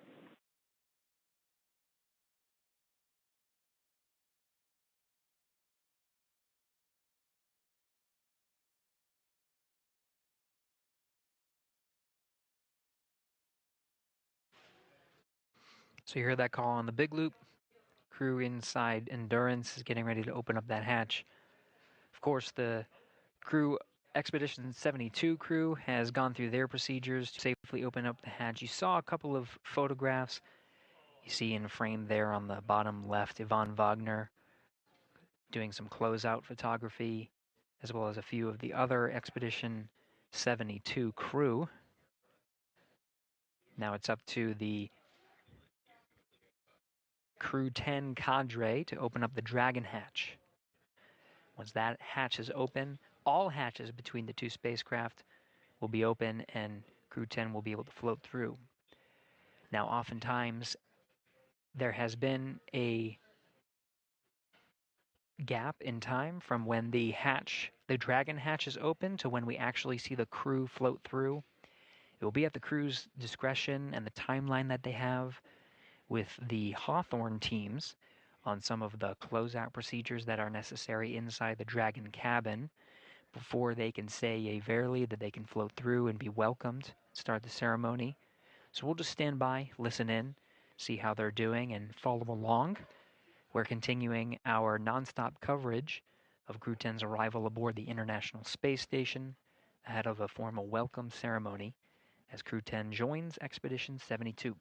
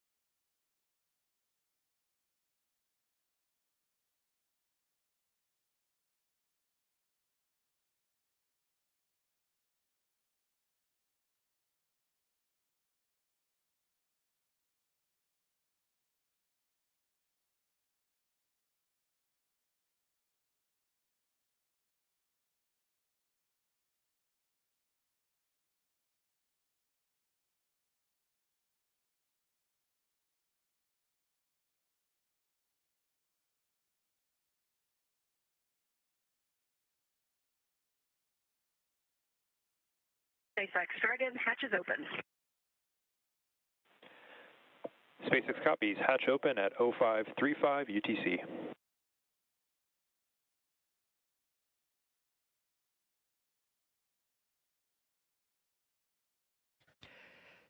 And there it is, confirmation that the Dragon hatch is open. That time of hatch opening is 12:35 a.m. Central Time on March 16th, 2025.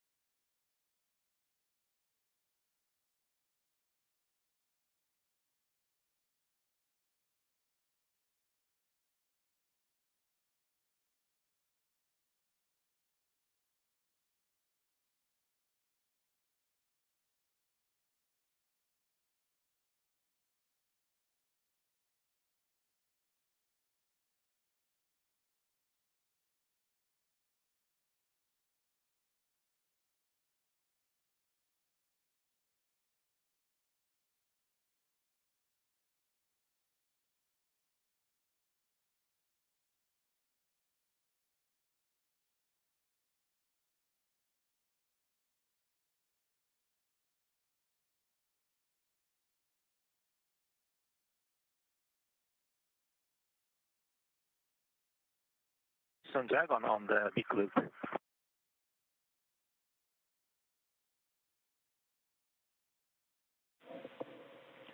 Go ahead, talk. We are in step 6.1 of the procedure 2.102 Crew Dragon ISS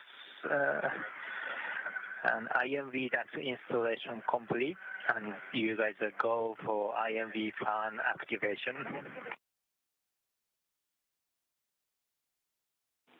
Houston copies.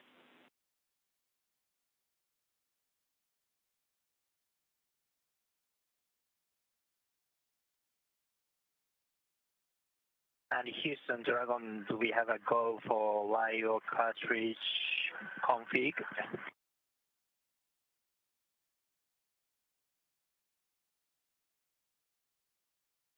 Checking.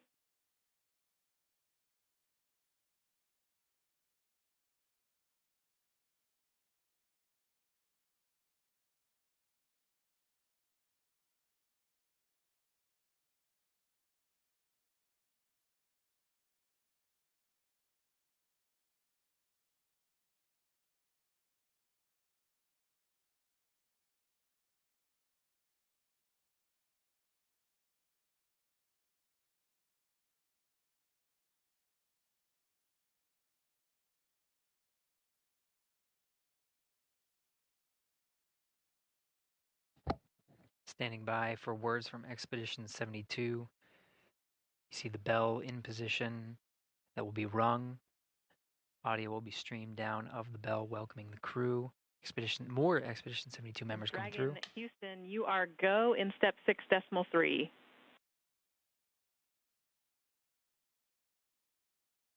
Copy, go for step 6.3.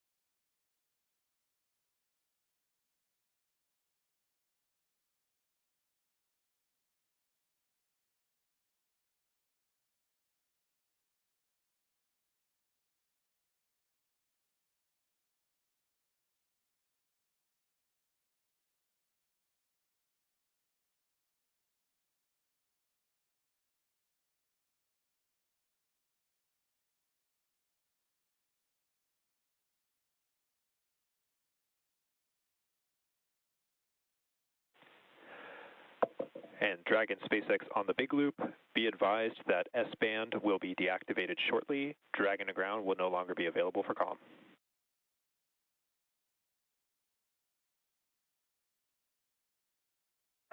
Dragon copy.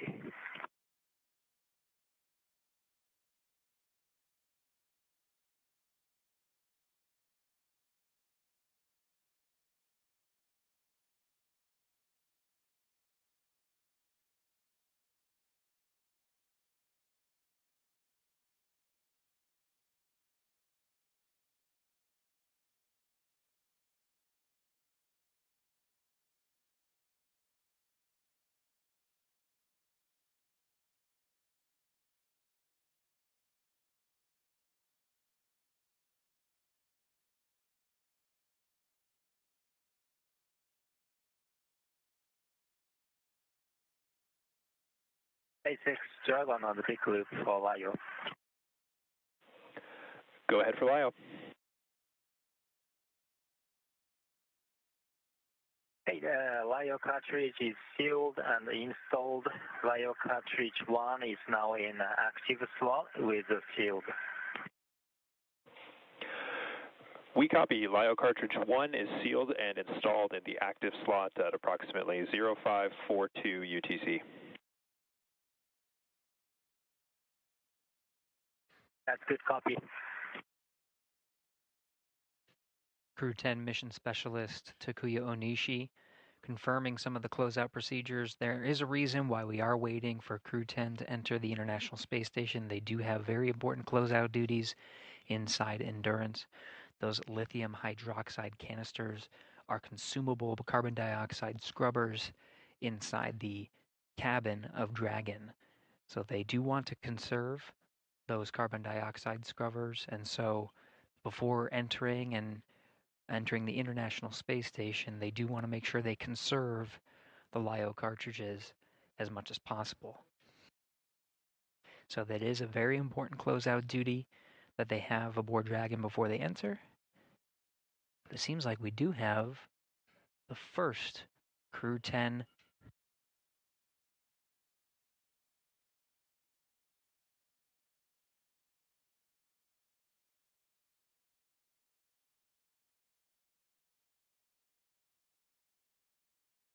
Onishi, the first Crew-10 astronaut through the hatch, followed by Peskov.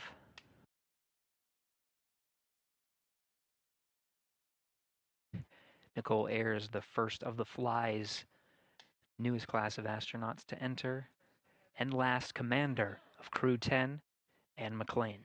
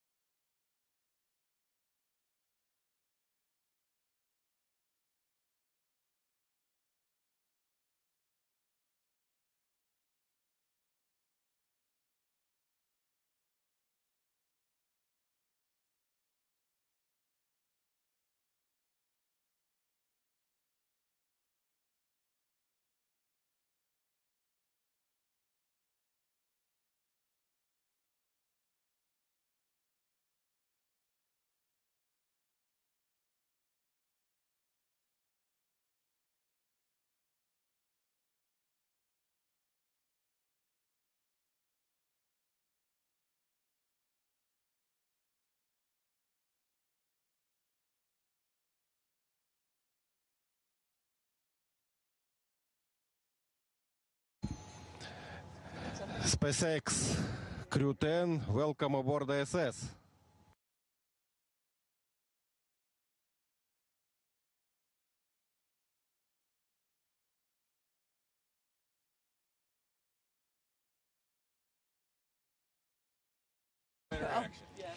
Well, hey, everybody down there on Earth. You're not hot on the mic. I know. Is the receiver?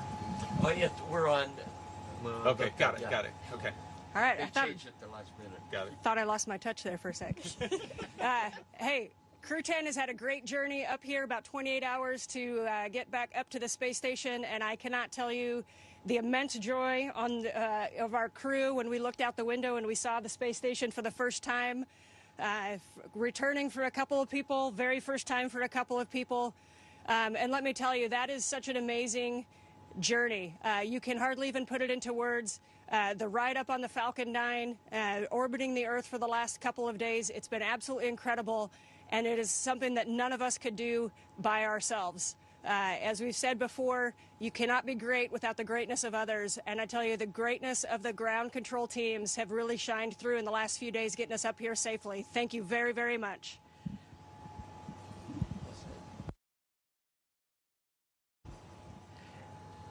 Hey, from the bottom of my heart, thanks to our families, friends, and our colleagues from all the partners, SpaceX, NASA, CSA, ESA, Roscosmos, and JAXA for preparing us and making it possible for us to get here.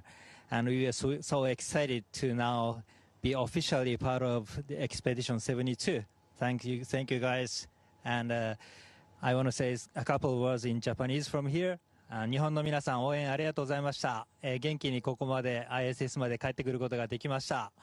明日からまた一生懸命希望でのサイエンス等を含めていろんなタスクを頑張っていきたいと思います。ぜひ応援よろしくお願いします。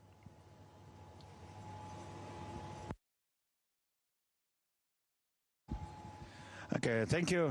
Thanks a lot. Thanks a lot one more time to SpaceX and NASA for this wonderful ride. That was really fun. And thanks to all the world's aerospace industry, which works to make the dreams to come true and to take us further and further. That's really wonderful. Thanks to everyone working there. И спасибо, конечно же, отдельно это Роскосмосу и Центру подготовки космонавтов за знания и опыт, которые привели меня сюда. Будем работать славно, работать дружно во имя, во благо всего человечества. Передаю микрофон.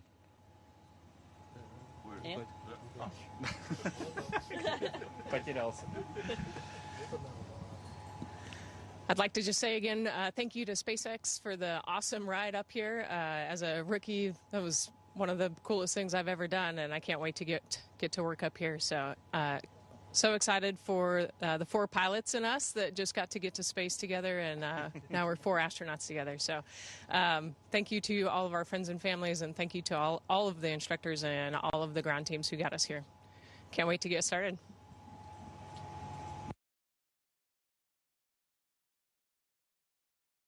And Houston, thank you for tuning in this early morning. It was a wonderful day. Great to see our friends arrive. So thank you so much.